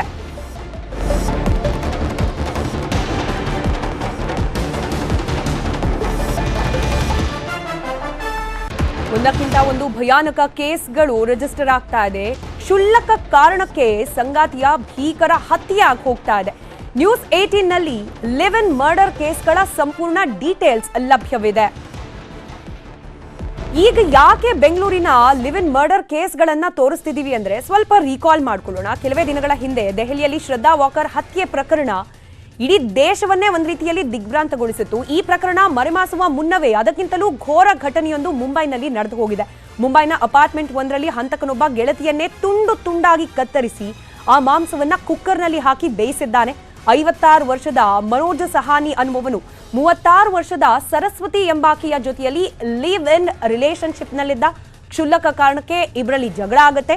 ಆಗ ಮನೋಜ್ ಸಹಾನಿ ಪ್ರೇಯಸಿಯನ್ನ ಮರ ಕತ್ತರಿಸೋ ಯಂತ್ರದಿಂದ ಕತ್ತರಿಸಿ ಹಾಕಿದ್ದಾನೆ. ನಂತರ ಆಕೆಯ ದೇಹದ ಭಾಗವನ್ನ ಕುಕ್ಕರ್ನಲ್ಲಿ ಹಾಕಿ ಬೇಯಿಸಿದ್ದಾನೆ. ಮಾಂಸದ ತುಂಡುಗಳನ್ನ ನಾಯಿಗೆ ಹಾಕಿದ್ದ ಅನ್ನೋ ಮಾಹಿತಿ ಕೂಡ ಲಭ್ಯವಾಗಿದೆ. ಪ್ರೀತಿಯನ್ನೋ ಹೆಸರಲ್ಲಿ ಪ್ರಾರಂಭವಾಗುವ ಇಂಥ ಸಂಬಂಧ ಕೊಲೆಯಂತ ವಿಕೃತ ಕ್ರೌರ್ಯಕ್ಕೆ ಅಂತ್ಯವಾಗ್ತಾ ಇರೋದು ಯಾಕೆ ಅನ್ನೋ ದೊಡ್ಡ ಪ್ರಶ್ನೆಗೆ ಇಂಥ ಅನೇಕ ಪ್ರಕರಣಗಳು ಸಾಕ್ಷಿಯಾಗ್ತಾ ಇದೆ.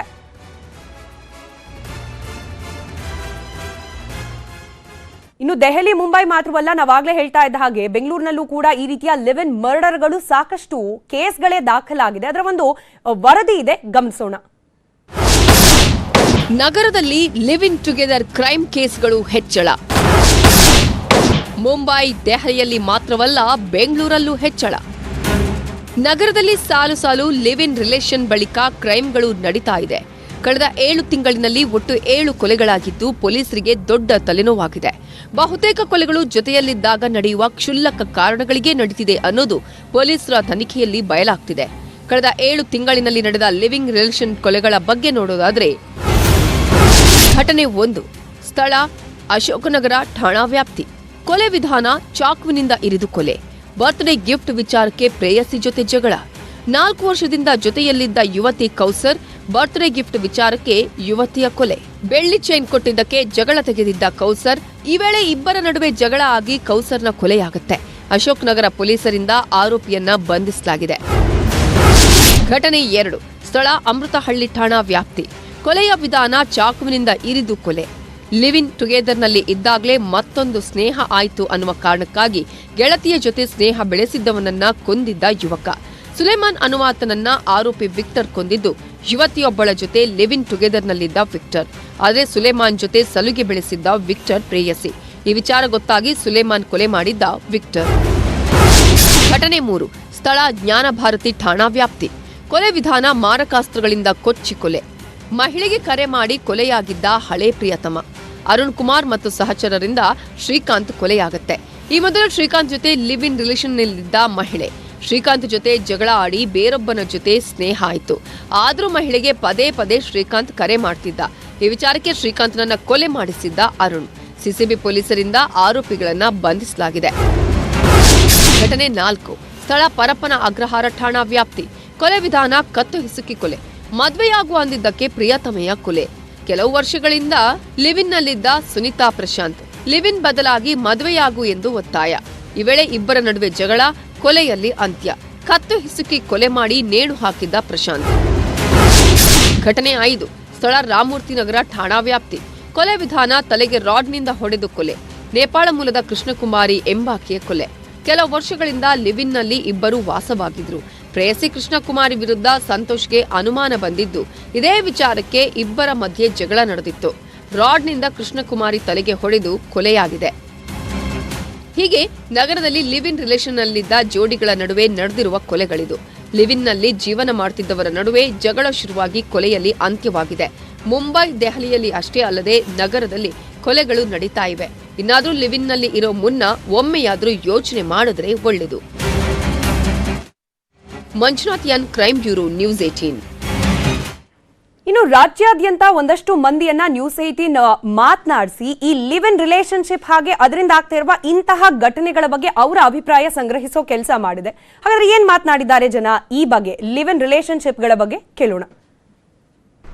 ಈಗಿನ ಯುವ ಜನತೆ ಏನಿದೆ, ಉದ್ಯೋಗ ಅಂತ ಹೇಳಿ ಅರಸಿಕೊಂಡು ಮೆಟ್ರೋ ಸಿಟೀಸ್ಗಳಿಗೆ ಹೋಗ್ತಾ ಇರ್ತಾರೆ. ಮನೆಯಲ್ಲಿ ಏನು ಹೇಳ್ತಾರೆ ಅಂತ ಹೇಳಿದರೆ, ನಾವು ಅಲ್ಲಿ ಸೇಫ್ ಆಗಿರ್ತೇವೆ, ನಾವು ನಮ್ಮ ರೂಮ್ಮೇಟ್ಸ್ ಜೊತೆ ಇರ್ತೇವೆ, ನಮ್ಮ ರೂಮ್ಮೇಟ್ಸ್ಗಳು ಸೇಮ್ ಜೆಂಡರ್ ಅವರು ಅಂತ ಹೇಳ್ತಾರೆ. ಆದರೆ ಈ ಕೆಲಸಕ್ಕೆ ಹೋಗೋರು ಅಥವಾ ವಿದ್ಯಾರ್ಥಿಗಳು ಆಗಿರ್ಬೋದು, ಅವರ ಪೇರೆಂಟ್ಸ್ಗಳಿಗೆ ಗೊತ್ತಿರೋದಿಲ್ಲ ಅವರು ಎಲ್ಲಿ ಸ್ಟೇ ಆಗುವಂಥದ್ದು ಅಂತ ಹೇಳಿ.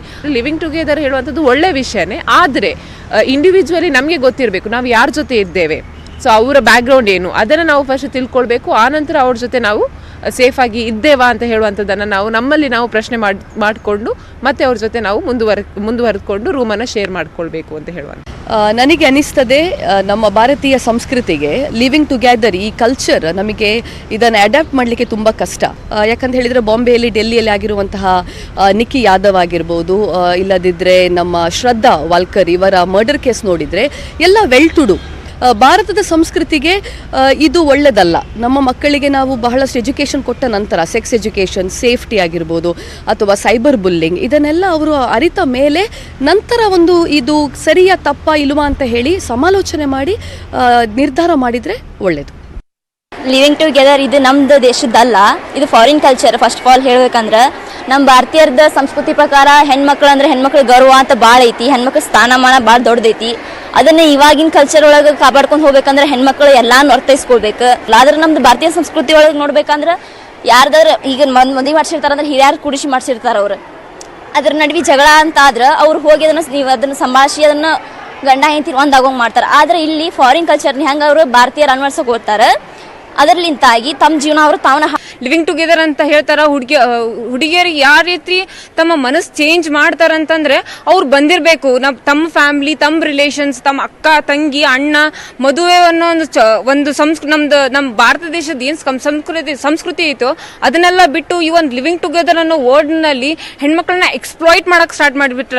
ಅವ್ರನ್ನ ಏನ್ ಮಾಡೋದಂದ್ರೆ ಒಂದು ಮಟೀರಿಯಲಿಸ್ಟಿಕ್ ಥಿಂಗ್ಸ್ ಆಗಿ ಯೂಸ್ ಮಾಡಕ್ ಸ್ಟಾರ್ಟ್ ಮಾಡಿಬಿಟ್ಟಿದ್ದಾರೆ ಸರ್. ಅವ್ರನ್ನ ಹೆಂಗ್ ಬೇಕಾದ್ರೂ ಹಂಗ ಯೂಸ್ ಮಾಡಿಕೊಂಡು ತಮ್ದು ಎಲ್ಲ ಒಂದು ಆಸೆಯನ್ನು ತೀರಿಸ್ಕೊಂಡಾದ್ಮೇಲೆ ಅವ್ರನ್ನ ಹೆಂಗ್ ಬೇಕಾದ್ರೂ ಹಿಂಗ ಮರ್ಡರ್ ಮಾಡಿ ಕಟ್ ಮಾಡಿ ಫ್ರಿಜ್ದಾಗ ಹಾಕೋದು ಇವೆಲ್ಲ ನೋಡಕ್ಕಾದ್ರೆ ಹೆಣ್ಮಕ್ಳಿಗೆ ದೇಶದಲ್ಲಿ ಒಂದು ಸೇಫ್ಟಿ ಎನ್ವಿರಾನ್ಮೆಂಟ್ ಅನ್ನೋದೇ ಹೋಗ್ಬಿಟ್ಟಿದೆ ಸರ್. ಆಕ್ಚುಲಿ ನಮ್ಮ ಭಾರತ ಸಂಸ್ಕೃತಿಯಲ್ಲಿ ಇದ್ದಿದ್ದೇ ಇಲ್ಲ. ಬೇರೆ ದೇಶದಲ್ಲಿ ಯಾರೋ ಅದು ಟ್ರೆಂಡ್ ಮಾಡ್ತಿದಾರಂತ ನಮ್ಮ ದೇಶದವರು ಅದನ್ನು ಮಾಡೋದು ತುಂಬ ತಪ್ಪು ಸರ್. ಮೊದಲನೇದಾಗಿ ನಮ್ಮ ಕಾನೂನು, ನಮ್ಮ ಹೈಕೋರ್ಟಲ್ಲಿ ಇದನ್ನೆಲ್ಲ ಬ್ಯಾನ್ ಮಾಡ್ಬೇಕಂತ ನಾನು ನಮ್ಮ ಗೌರ್ಮೆಂಟಿಗೆ ಕೇಳ್ಕೊತೀನಿ. ಯಾಕಂದರೆ ಹೆಣ್ಣು ಮಕ್ಕಳು ಈಗೇನೋ ಓದಿದ್ದೀವಿ ಅಂತ ಇದು ಮಾಡ್ತಾರೆ, ಆದರೆ ಅವ್ರ ಫ್ಯಾಮಿಲಿಯಿಂದ ದೂರ ಇದ್ದು ಅಲ್ಲಿ ಏನಾಗುತ್ತೆ ಏನೋ ಗೊತ್ತಿಲ್ಲ. ಫಸ್ಟು ಮುಂಬೈಯಲ್ಲಿ ಶ್ರದ್ಧಾನ್ ಕೇಸ್ ಆಯಿತು, ಅವಳನ್ನ ಪೀಸ್ ಮಾಡಿ ಹೋಗಿದ್ರು. ಇನ್ನೊಂದು ಈಗ ನಿನ್ನೆ ಇವತ್ತಾನೇ ನ್ಯೂಸ್ ಪೇಪರಲ್ಲಿ ಬಂದಿರೋದು ಮಹಾರಾಷ್ಟ್ರದಲ್ಲಿ ಆಗಿರೋ ಇನ್ಸಿಡೆಂಟು. ಇದಕ್ಕೆಲ್ಲ ಕಾರಣ ಏನು? ಮೊದಲು ನಮ್ಮ government live in relationship is not correct, ತಪ್ಪು. ಬಿಕಾಸ್ ಇಂಡಿಯನ್ ಇದಕ್ಕೆಲ್ಲ ಅದು ಸರಿ ಬರಲ್ಲ. ಯಾಕಂದರೆ ನಾವು ತಂದೆ ತಾಯಿ ಜೊತೆ ಬೆಳಿತೀವಿ, ಅಕ್ಕ ತಂಗಿರ ಜೊತೆ ಬೆಳಿತೀವಿ, ನಮ್ಮ ವ್ಯಾಲ್ಯೂಸ್ಗೆ ಅದು ಸರಿ ಇಲ್ಲ. ನಾವೆಲ್ಲ ವೆಸ್ಟರ್ನ್ ಕಾಪಿ ಮಾಡ್ತೀವಿ ಅನ್ನೋದಕ್ಕೆ ಇದಕ್ಕೆ ರಿಲೇಷನ್ಶಿಪ್ಪನ್ನೆಲ್ಲ ಕಾಪಿ ಮಾಡಲಿಕ್ಕಾಗಲ್ಲ. ಬಟ್ ಅದೆಷ್ಟು ದೂರಕ್ಕೆ ತೊಗೊಂಡೋಗುತ್ತೆ ಅನ್ನೋದು ಏನು? ಅನಿಮಲ್ಸು ಇರುತ್ತೆ ಲಿವ್ ಇನ್ ರಿಲೇಷನ್ಶಿಪ್ಪು, ಅದು ಮನುಷ್ಯರು ಮಾಡೋಕ್ಕಾಗತ್ತಾ? ಆಗೋದಿಲ್ಲ. It is huge impact, bad impact actually. Educated ಆಗಿ ನಾವು ಎಜುಕೇಷನ್ ಬಂದುಬಿಟ್ಟು ಕ್ವಾಲಿಟಿ ಲೈಫ್ ಲೀಡ್ ಮಾಡೋದಕ್ಕೆ, not for the bad quality life. ಒಬ್ಬೊಬ್ರದು ಒಂದೊಂದು ರೀತಿಯ ಅನಿಸಿಕೆ. ನಮ್ಮ ಸಂಸ್ಕೃತಿ ಅಲ್ಲ ಅನ್ನೋದು ಒಬ್ರದಾದ್ರೆ ಭದ್ರತೆ ಇರೋದಿಲ್ಲ ಅನ್ನೋದು ಮತ್ತೊಬ್ರದು. ಆದ್ರೆ ಈ ಕ್ರೌರ್ಯದ ಕಡೆಗೆ ಈ ರೀತಿಯ ಸಂಬಂಧಗಳು ಕರ್ಕೊಂಡು ಹೋಗ್ತಿರೋದು ಯಾಕೆ? ಇದು ದೊಡ್ಡ ಪ್ರಶ್ನೆ. ಈ ಲಿವ್ ಇನ್ ರಿಲೇಶನ್ಶಿಪ್ ಅದರ ಸಾಧಕ ಬಾಧಕ, ಹಾಗೆ ಆಗ್ತಿರುವ ಅನಾಹುತ, ಇದನ್ನ ಸಮಾಜ ಒಪ್ತಾ ಇಲ್ವಾ? ಒಪ್ಪಬೇಕು ಅಂದ್ರೆ ಹೇಗಿರ್ಬೇಕು? ಈ ರೀತಿಯ ಹತ್ತಾರು ಪ್ರಶ್ನೆಗಳು. ಈ ಪ್ರಶ್ನೆಗೆ ಉತ್ತರ ಕಂಡುಕೊಳ್ಳೋ ಪ್ರಯತ್ನವನ್ನ ಮಾಡ್ತಾ ಹೋಗೋಣ. ನನ್ನ ಜೊತೆಯಲ್ಲಿ ಈ ಚರ್ಚಾ ಕಾರ್ಯಕ್ರಮದಲ್ಲಿ ಭಾಗಿಯಾಗ್ತಾ ಇದ್ದಾರೆ ಮನೋವೈದ್ಯಾದ ಡಾಕ್ಟರ್ KS ಶುಭ್ರತಾ ಅವರು, ಹಾಗೆ ನಟಿ ನಿರ್ದೇಶಕಿ ರೂಪಾ ಅವರು ಕೂಡ ಜಾಯಿನ್ ಆಗಿದ್ದಾರೆ, ಹಾಗೆ ಮಹಿಳಾ ಪರ ಹೋರಾಟಗಾರ್ತಿಯಾದ ಡಾಕ್ಟರ್ ಸಂಜೋತಿ ಕೂಡ ಇದ್ದಾರೆ. ಮೂವರಿಗೂ ಕೂಡ ಕಾರ್ಯಕ್ರಮಕ್ಕೆ ಸ್ವಾಗತ. ಮೊದಲದಾಗಿ ರೂಪಾಯರ್, ತಮ್ಮಿಂದಲೇ ಪ್ರಾರಂಭ ಮಾಡೋಣ. ಇದು ಬೇರೆಯವ್ರ ಸಂಸ್ಕೃತಿನೋ ನಮ್ಮ ಸಂಸ್ಕೃತಿಯಲ್ಲಾದ ಬದಲಾವಣೆಯೇನೋ, ಬಟ್ ಈ ಸಂಬಂಧ ಅನ್ನೋದಿದೆಯಲ್ಲ, ರಿಲೇಶನ್ಶಿಪ್, ಇದನ್ನ ನಾವು ಬಹಳ ಅನುಕೂಲ ಸಿಂಧು ಚಕ್ಷುವಿನಿಂದ ನೋಡ್ತಾ ಇದ್ದೀವಾ ಇತ್ತೀಚೆಗೆ? ಮುಂಚೆ ರಿಲೇಶನ್ಶಿಪ್ ಇತ್ತು, ಅದಕ್ಕೆ ಒಂದು ಬದ್ಧತೆ ಬೇಕಿತ್ತು, ಅದನ್ನ ಸಿಚುಯೇಷನ್ಶಿಪ್ ಮಾಡ್ಕೊಂಡ್ವಿ. ಮ್ಯಾರೇಜ್ ಅನ್ನೋ ಒಂದು ಇನ್ಸ್ಟಿಟ್ಯೂಷನ್ ಇತ್ತು, ಅದಕ್ಕೆ ಲೈಫ್ ಟರ್ಮ್ ಕಮಿಟ್ಮೆಂಟ್ ಬೇಕು. ಅದಾಗಲ್ಲ ಲಿವ್ ಇನ್ ಅನ್ನೋ ಸಂಸ್ಕೃತಿ. ಅಂದ್ರೆ ನಮ್ಮ ಅನುಕೂಲಕ್ಕೆ ತಕ್ಕಂತೆ ನಮ್ಮ ಸಂಬಂಧಗಳನ್ನ ಮಾರ್ಪಾಡು ಮಾಡ್ಕೊಳ್ತಿದೀವಲ್ಲ, ಈ ಅನುಕೂಲಕ್ಕೆ ತಕ್ಕಂತೆ ನಿರ್ಮಾಣವಾಗೋ ಸಂಬಂಧಗಳು ಸರಿನಾ ತಪ್ಪಾ? ಇದ್ರ ಬಗ್ಗೆ ನಿಮ್ಮ ಅನಿಸಿಕೆ. ಮೊದಲನೇದಾಗಿ ನ್ಯೂಸ್ 18ಗೆ ಇಷ್ಟೊಳ್ಳೆ ಟಾಪಿಕ್ ನ ಇವತ್ತಿನ ಕಾಲಘಟ್ಟಕ್ಕೆ ಮ್ಯಾಚ್ ಆಗುವಂತ ಟಾಪಿಕ್ ತಗೊಂಡಿದ್ದಕ್ಕೆ ಧನ್ಯವಾದಗಳು. ಯಾಕಂದ್ರೆ ಯಂಗ್ಸ್ಟರ್ಸ್ ಇದರಿಂದ ಬಹಳಷ್ಟು ಪಾಠನ ಕಲ್ತ್ಕೊಳ್ತಾರೆ. ಮುಖ್ಯವಾಗಿ ನಾನು ಏನ್ ಹೇಳಕ್ ಇಷ್ಟಪಡ್ತೀನಿ ಅಂತ ಹೇಳಿದ್ರೆ, ನಮ್ಮ ರಾಜ್ಯದಲ್ಲಿ ಇವತ್ತಿಗೂ ಕೂಡ ಅನೇಕ ಹೆಣ್ಣು ಮಕ್ಕಳು, ಗಂಡು ಮಕ್ಕಳು ಸಂಸ್ಕಾರನ ಉಳಿಸ್ಕೊಂಡ್ ಬಂದಿದ್ದಾರೆ. ಆದ್ರೆ ಯಾವಾಗ ನಮ್ಮ ರಾಜ್ಯಕ್ಕೆ ಬೇರೆ ರಾಜ್ಯದಿಂದ ಜನಗಳು ವಲಸೆ ಬರೋದಕ್ಕೆ ಶುರು ಮಾಡಿದ್ರು, ಅದರಲ್ಲೂ ಹೆಚ್ಚಾಗಿ ಉತ್ತರ ಭಾರತದಿಂದ ಬರುವಂತ ಜನಗಳು ಇದನ್ನ ಕರೆ ತಗೊಂಡ್ ಬಂದ್ರು. ಯಾಕೆ ಅಂದ್ರೆ ಅವ್ರ ತಂದೆ ತಾಯಿಗಳಿಂದ ಮನೆಯಿಂದ ದೂರ ಇದ್ದು ಇಲ್ಲಿ ಕೆಲಸಕ್ಕೆ ಅಂತ ಬಂದಂತ ಜನಗಳು. ಆವಾಗ ನಮ್ಮ ಜನ ಆಕ್ಚುಲಿ ತುಂಬಾನೇ ಭಯಗ್ರಸ್ತರಾಗಿ ಸಂಸ್ಕಾರನ ಉಳಿಸ್ಕೊಂಡೇ ಬೆಳ್ಕೊಂಡ್ ಮಕ್ಕಳು. ಆದ್ರೆ ಇವಾಗ ಏನಾಗ್ಬಿಟ್ಟಿದೆ, ಕೆಲ್ಸಕ್ ಬಂದವರು ಫ್ಯಾಮಿಲಿಯಿಂದ ದೂರ ಇರ್ತಾರಲ್ಲ, ಅವ್ರಿಗೆ ಒಂದ್ ಸ್ವಲ್ಪ ಸುಲಭ ಆಗಿರುತ್ತೆ, ಒಂದ್ ಸ್ವಲ್ಪ ಪ್ರೈವೇಸಿ ಇರುತ್ತೆ. ಸೊ ಹಾಗಾಗಿ ನಾನು ಮದ್ವೆ ಮಾಡ್ಕೊಳ್ಳೋದು ಬೇಡ, ಲಿವ್ ಇನ್ ರಿಲೇಶನ್ಶಿಪ್ ಅಲ್ಲೇ ಇದ್ದು ನೋಡೋಣ ಅನ್ನೋ ರೀತಿ ಪಾಶ್ಚಿಮಾತ್ಯ ಸಂಸ್ಕೃತಿಯನ್ನ ಅಳವಡಿಸ್ಕೊಳಕ್ ಹೋಗ್ತಾರೆ. ಇನ್ನೊಂದು, ನಾನು ಈ ತರ ಅನೇಕ ಕೇಸ್ಗಳನ್ನ ಹ್ಯಾಂಡಲ್ ಮಾಡಿದೀನಿ. ಇದರಲ್ಲಿ ಮಹಿಳಾ ಆಯೋಗದಲ್ಲಿ ಮತ್ತೆ ಡಾಕ್ಟರ್ಸ್ ಹತ್ರ ಚರ್ಚೆ ಮಾಡಿದಾಗ, ಪೊಲೀಸ್ನವ್ರ ಹತ್ರ ಚರ್ಚೆ ಮಾಡಿದಾಗ, ಅನೇಕ ಕೇಸುಗಳಲ್ಲಿ ಅಡ್ವೈಸ್ ಮಾಡಿದಾಗ, ಆಕ್ಚುಲಿ ಮಾನಸಿಕವಾಗಿ ವೀಕ್ ಆಗಿರೋ ಜನ ಲಿವ್ ಇನ್ ರಿಲೇಶನ್ಶಿಪ್ ಹೋಗ್ತಾರೆ. ಮಾನಸಿಕವಾಗಿ ಸ್ಟ್ರಾಂಗ್ ಆಗಿರೋ ವ್ಯಕ್ತಿಗಳು ಮದ್ವೆ ಮಾಡ್ಕೊಳ್ತಾರೆ ಧೈರ್ಯವಾಗಿ. ನನಗೆ ಎಷ್ಟೇ ಕಷ್ಟಗಳು ಬಂದ್ರು ನಾನು ಸಹಿಸ್ಕೊಂಡು ಜೀವನ ಪೂರ್ತಿ ಕೈ ಹಿಡಿದು ನಡೆಸ್ತೀನಿ ಅಂತ. ಸೊ ಇದ್ರಲ್ಲಿ ಏನು ಅಂದ್ರೆ, ಅನೇಕ ಗಂಡು ಮಕ್ಳು ಹೆಣ್ಮಕ್ಳು ಇಬ್ರು ಕೂಡ ಪ್ರೀತಿಯಿಂದ ವಂಚಿತರಾಗಿರ್ತಾರೆ. ಅವ್ರೇನ್ ಮಾಡೋಣ ಅಂತಾರೆ, ಟ್ರಯಲ್ ಅಂಡ್ ಎರರ್ ಅಲ್ಲಿ ನೋಡ್ಕೊಳ್ಳೋಣ, ಅಂತ ವೀಕ್ ಮೈಂಡ್ ಅಲ್ಲಿ ಇದ್ದಾಗ ಯಾರೋ ಒಬ್ರು ತಕ್ಷಣಕ್ಕೆ ಅವ್ರು ಎದುರು ಬದ್ರಿಗೆ ಸಿಕ್ಕಿದಾಗ, ಯಾರೋ ಕೆಲವೇ ದಿನಗಳಲ್ಲಿ ಸಂಪರ್ಕಕ್ಕೆ ಬಂದಾಗ ಅವ್ರ ಜೊತೆನೆ ನಾನ್ ಸಂಬಂಧ ಶುರು ಮಾಡ್ಕೊಂಡ್ಬಿಡೋಣ ಅಂತ ಶುರು ಮಾಡ್ಕೊಳ್ತಾರೆ. ಆದ್ರೆ ಯಾವಾಗ್ಲೂ ಲಿವ್ ಇನ್ ರಿಲೇಶನ್ ಸಂಬಂಧ ದುರಂತದಲ್ಲೇ ಎಂಡ್ ಆಗೋದು. ಯಾಕೆ ಅಂದ್ರೆ ಇಬ್ರಲ್ಲೂ ಕಮಿಟ್ಮೆಂಟ್ ಇರೋದಿಲ್ಲ. ಅವ್ರು ಏನು ಅಟ್ರಾಕ್ಷನ್ಗೆ ಸಂಬಂಧವನ್ನ ಬೆಳೆಸ್ಕೋತಾರೋ ಅದನ್ನೇ ಪ್ರೀತಿ ಅಂತ ಅನ್ಕೊಳ್ತೆ. ಪ್ರೀತಿ ಅದಲ್ವೇ ಅಲ್ಲ. ನಮ್ಮ ತಂದೆ ತಾಯಿ, ನಮ್ಮ ಅಜ್ಜಿ ತಾತ ಅವರೆಲ್ಲ ಪ್ರೀತಿಸ್ತಿದ್ರಲ್ಲ, ಅದು ನಿಜವಾದ ಪ್ರೀತಿ. ನಮ್ಮೆಲ್ಲ ಸಮಾಜದಲ್ಲಿ ಇವತ್ತಿಗೂ ಉದಾಹರಣೆಗಳು ಅನೇಕ ಅಜ್ಜಿ ತಾತಂದ್ರು, ಅಪ್ಪ ಅಮ್ಮಂದ್ರು ಇದಾರೆ ನಮ್ ಕಣ್ಮುಂದೆ. ನಿಜವಾಗ್ಲೂ ಪ್ರೀತಿಸಿ ಮದ್ವೆ ಆದವರು, ಮದ್ವೆ ಆದ್ಮೇಲೆ ಪ್ರೀತಿಸಿದವರು. ಸೊ ಪ್ರೀತಿ ಯೂನಿವರ್ಸಲ್. ಆದ್ರೆ ಈಗ ಅನೇಕ ಕ್ರಿಮಿನಲ್ ಕೇಸಸ್, ಇವನ್ ಪ್ರಿಸನ್ ಇನ್ಮೇಟ್ಸ್ ಜೊತೆನೂ ನಾನು ಕಮ್ಯುನಿಕೇಟ್ ಮಾಡಿದಾಗ ಈ ಗಂಡು ಹುಡುಗರು ಏನ್ ಮಾಡ್ತಾರೆ ಅಂದ್ರೆ ಮಾನಸಿಕವಾಗಿ ವೀಕ್ ಆಗಿದ್ದಾಗ್ಲೂ ಹೆಣ್ಮಕ್ಳ ಜೊತೆ ರಿಲೇಶನ್ಶಿಪ್ ಅಲ್ಲಿ ಇದ್ದು ಕೊನೆಗೆ ಏನ್ ಮಾಡ್ತಾರೆ, ಅವರು ದೈಹಿಕವಾಗಿ ಬಲಿಷ್ಠರಾಗಿರ್ತಾರೆ. ಸೊ ಹಾಗಾಗಿ ಒಂದು ಹುಡುಗಿನ ಕತ್ತರಿಸಾಕೋದು, ಒಂದ್ ಸಣ್ಣ ಜಗಳದಲ್ಲಿ ಮೊದಲೇ ವೀಕ್ ಆಗಿರ್ತಾರೆ. ಸೊ ಹಾಗಾಗಿ ಒಂದ್ ಸಣ್ಣ ಜಗಳನ ದೊಡ್ಡ ಜಗಳ ಮಾಡ್ಕೊಂಡು ಕೊನೆಗೆ ಏನ್ ಮಾಡ್ತಾರೆ ಅಂದ್ರೆ, ಹುಡುಗಿ ಎಷ್ಟೇ ಆದ್ರೂ ದೈಹಿಕವಾಗಿ ವೀಕ್ ಬಟ್ ಮಾನಸಿಕವಾಗಿ ಅವಳು ಸ್ಟ್ರಾಂಗ್ ಆಗಿದ್ರೂನು ಏನಾಗತ್ತೆ, ಜಗಳದಲ್ಲಿ ಇದೇ ರೀತಿ ದುರಂತದಲ್ಲಿ ಎಂಡ್ ಆಗತ್ತೆ. ಆದ್ರೆ ನನಗ್ ಬೇಜಾರೇನು ಅಂದ್ರೆ, ನನ್ನ ರಾಜ್ಯದಲ್ಲಿ ಕೂಡ ಇದೆಲ್ಲ ಹರಡ್ಕೊಳ್ತಾ ಇದೆಯಲ್ಲ ಅಂತ ಅನ್ನೋದು ನಿಜವಾಗ್ಲೂ ನಾವು ಕನ್ನಡಿಗರು ಬೇಜಾರ್ ಮಾಡ್ಕೊಳ್ಳೇಬೇಕು. ಇದಕ್ಕೆ ನಾನು ಇನ್ನೊಂದು ಮುಖ್ಯವಾಗಿ ಹೇಳ್ತೀನಿ, ಸಾರಿ ಟು ಇಂಟರಪ್ಟ್. ತಂದೆ ತಾಯಿ ಎಲ್ಲದಕ್ಕೂ ಮುಖ್ಯವಾಗಿ ತಂದೆ ತಾಯಿ ಜವಾಬ್ದಾರಿಯನ್ನ ವಹಿಸ್ಬೇಕು. ಖಂಡಿತ ಇವತ್ತಿನ ಕಾಂಪಿಟೇಟಿವ್ ವರ್ಲ್ಡ್ ಅಲ್ಲಿ ಮಕ್ಕಳು ಬೇರೆ ರಾಜ್ಯಕ್ಕೆ ಹೋಗಿ ಕೆಲಸ ಮಾಡ್ತಾರೆ. ನಮ್ ರಾಜ್ಯಕ್ಕೆ ಮಾತ್ರ ವಲಸೆ ಬಂದಿರೋದಲ್ಲ, ನಮ್ಮ ರಾಜ್ಯದ ಹೆಣ್ಣು ಮಕ್ಕಳು ಗಂಡು ಮಕ್ಕಳು ಕೂಡ ಬೇರೆ ರಾಜ್ಯಕ್ಕೆ ಹೋಗಿ ಕೆಲಸ ಮಾಡ್ತಾರೆ. ನಾನು ಇಲ್ಲಿ ಹೇಳ್ತಾ ಇರೋದು ಬರೀ ಹೆಣ್ಣು ಹುಡುಗಿ ಬಗ್ಗೆ ಮಾತ್ರ ಅಲ್ಲ. ಲಿವ್ ಇನ್ ರಿಲೇಶನ್ಶಿಪ್ ಅಲ್ಲಿ ಇವನ್ ಗಂಡು ಹುಡುಗರು ಕೂಡ ತುಂಬಾ ಜನ ಕಷ್ಟವನ್ನ ಅನುಭವಿಸಿದ್ದಾರೆ. ಸೊ ಆದ್ರೆ ಅತಿ ಹೆಚ್ಚು ಹೆಣ್ಮಕ್ಳು ಬಲಿಗೊಳಗಾಗಿದ್ದಾರೆ. ಹಾಗಾಗಿ ಮಕ್ಕಳು ಯಾವುದೇ ಊರ್ಗೆ ಹೋಗಿ, ಇವನ್ ರಾಜ್ಯನೇ ಅಲ್ಲ ಬೇರೆ ಹಳ್ಳಿಗಳಿಂದ ಕೂಡ ಸಿಟಿಗೆ ಬಂದು ಕೆಲಸ ಮಾಡ್ತಿರುವಂತಹ ಮಕ್ಕಳ ಬಗ್ಗೆ ತಂದೆ ತಾಯಂದ್ರು ಗಮನ ಇಟ್ಟಿರ್ಬೇಕು. ಆಮೇಲೆ ಮನಸ್ಥಿತಿ ಬಗ್ಗೆ ಮಾತನಾಡ್ತಿದ್ರಿ, ಈ ಮನಸ್ಥಿತಿ ವೀಕ್ ಪರ್ಸನಾಲಿಟಿಗಳ ಬಗ್ಗೆ ಮಾತನಾಡ್ತಿದ್ರಿ. ನಿಮ್ಮಿಂದ ಆ ರಿಲೇಟೆಡ್ ಒಂದು ಪ್ರಶ್ನೆಗೆ ಉತ್ತರ ಬೇಕು. ನಿಮ್ ಸಹನೆ ಒಂದೇ ಒಂದು ಪ್ರಶ್ನೆಗೆ ಉತ್ತರ ಬೇಕು. ನಿಮ್ ಸಹನೆ ನಮ್ ಜೊತೆಲಿ ಇರ್ಲಿ. ಶುಭ್ರತಾ ಅವ್ರನ್ನ ಮಾತನಾಡ್ಸ್ಕೊಂಡ್ ಬರ್ತೀನಿ, ಮನೋವೈದ್ಯೆ. ಶುಭ್ರತಾ ಅವರೇ, ಈಗ ರೂಪಾಯಾರವರು ಮನಸ್ಥಿತಿಗಳ ಬಗ್ಗೆ ಮಾತನಾಡ್ತಾ ಇದ್ವಿ. ಮನಸ್ಥಿತಿ ಬಗ್ಗೆನೇ ನಂದೊಂದು ಪ್ರಶ್ನೆ ಇದೆ. ಇತ್ತೀಚಿನ ದಿನಗಳಲ್ಲಿ ನಮ್ಗೆಲ್ಲರಿಗೂ ಹೇಗ್ ಅನ್ಸ್ಬಿಟ್ಟಿದೆ ಅಂತಂದ್ರೆ, ಈ ಆನ್ಸರಬಲ್ ಅನ್ನೋದೇನಿದೆ, ಉತ್ತರದಾಯಿತ್ವ, ಅದು ಯಾರಿಗೂ ಕೂಡ ಬೇಕಿಲ್ಲ. ಮನೇಲಿ ಅಪ್ಪ ಅಮ್ಮ ಪ್ರಶ್ನೆ ಮಾಡಬಾರ್ದು, ಪ್ರಶ್ನೆ ಕೇಳಿದ್ರು ಕೂಡ ಉತ್ತರ ಕೊಡಬೇಕು ಅನ್ನೋ ಕಂಪಲ್ಷನ್ ನನ್ ಮೇಲೆ ಹೇರೋ ಹಾಗಿಲ್ಲ. ಶಾಲೆಗೋ ಕಾಲೇಜ್ಗೋ ಹೋದ್ರೆ ಶಿಕ್ಷಕರು ಪಾಠ ಮಾಡಬೇಕೇ ಹೊರತು ನನಗೆ ಪ್ರಶ್ನೆ ಕೇಳೋ ಹಾಗಿಲ್ಲ. ನಾನು ನನ್ನ ವೈಯಕ್ತಿಕ ವರ್ತನೆಗಳು ಅಥವಾ ನನ್ನ ಪರ್ಸನಲ್ ಲೈಫ್ ಬಗ್ಗೆ ಶಿಕ್ಷಕರು ಕೂಡ ಪ್ರಶ್ನೆ ಕೇಳೋ ಹಾಗಿಲ್ಲ. ಅಂದ್ರೆ ಬೇಸಿಕಲಿ ಯಾರು ಕೂಡ ಉತ್ತರ ಕೊಡಬಾರ್ದು ನಾವು ಅನ್ನೋ ರೀತಿಯ ಮನಸ್ಥಿತಿ ಹೆಚ್ಚಾಗ್ತಾ ಇರೋದು. ಈ ಮ್ಯಾರೇಜ್ ಅನ್ನೋದೇ ಉತ್ತರದಾಯಿತ್ವದ ಜೊತೆಗೆ ಬೆಸ್ತಿರೋದಲ್ವಾ? ಮದುವೆ ಆಗ್ಬಿಟ್ರೆ ಒಂದು ಆನ್ಸರಬಿಲಿಟಿ ಅನ್ನೋದು ಬಂದು ಬಿಡುತ್ತೆ. ಹೀಗಾಗಿ ಇದು ಬೇಡಪ್ಪ, ನಮ್ಗೆ ಲಿವ್ ಇನ್ ಅಲ್ಲಾದ್ರೆ ನಮ್ಗೊಂದು ಸ್ವಾತಂತ್ರ್ಯ ಸಿಗುತ್ತೆ, ಒಂದು ಫ್ರೀಡಮ್ ಸಿಗುತ್ತೆ. ಈ ರೀತಿಯ ಆಲೋಚನೆ ಏನಾದ್ರೂ ಈ ಲಿವ್ ಇನ್ ರೀತಿಯ ರಿಲೇಶನ್ಶಿಪ್ಗೆ ಹೆಚ್ಚು ಈ ಯುವ ಸಮುದಾಯ ಮೊರೆ ಹೋಗ್ಲಿಕ್ಕೆ ಕಾರಣವಾಗ್ತಾ ಇದೆಯಾ ಅಂತ ಹೇಳಿ ಮನಸ್ಥಿತಿ ಬೇಸಿಕಲಿ? ಖಂಡಿತ ನೀವ್ ಹೇಳ್ತಾ ಇರುವಂತಹ ಮಾತು ತುಂಬಾ ಅರ್ಥಪೂರ್ಣವಾದದ್ದು. ತುಂಬಾ ಮೈ ನಡಗಿಸುವಂತಹ ಇಂತಹ ಅನೇಕ ಪ್ರಕರಣಗಳಲ್ಲಿ ನಮ್ಗೆ ಗಮನ ಸೆಳೀತಾ ಇರೋದು ಎರಡು ವಿಷಯಗಳು. ಒಂದು ಲಿವ್ ಇನ್ ರಿಲೇಶನ್ಶಿಪ್ ಜೊತೆಗೆ ಅವರೆಲ್ಲರೂ ಯುವತಿಯರು, ಅಂದ್ರೆ ಕೆಲವು ಸಲ ಲೇಟ್ ಟೀನೇಜ್ ಅಂತೀವಿ, 22, 23 ಇಯರ್ಸ್ ಈ ರೀತಿ ಇರುವಂತವ್ರು. ಇನ್ನು ನಮ್ಮ ಪ್ರಕಾರ ಮೆದುಳು ಸಂಪೂರ್ಣ ಬಲಿತಿಲ್ವೇನೋ, ಮೆಚೂರ್ ಆಗಿಲ್ವೇನೋ, ವ್ಯಕ್ತಿತ್ವ ಪೂರ್ಣವಾಗಿ ಕಷ್ಟಗಳನ್ನ ಜಗತ್ತನ್ನ ಕಂಡಿಲ್ವೇನೋ ಎನ್ನುವಂಥದ್ದು. ಏನ್ ಹೇಳ್ತಾರೆ ಈ ಯುವಕರು ಯುವತಿಯರು ಅಂತಂದ್ರೆ, ನಮ್ಮ ಲೈಫ್ ನಮ್ಮ ಡಿಸಿಷನ್ ಎಂಬಂತಹ ಒಂದು ಉಡಾಫೆಯ ಧೋರಣೆ ಇರುವಂತವ್ರು ಇಂತಹ ಯುವಜನರ ಮನಸ್ಥಿತಿ.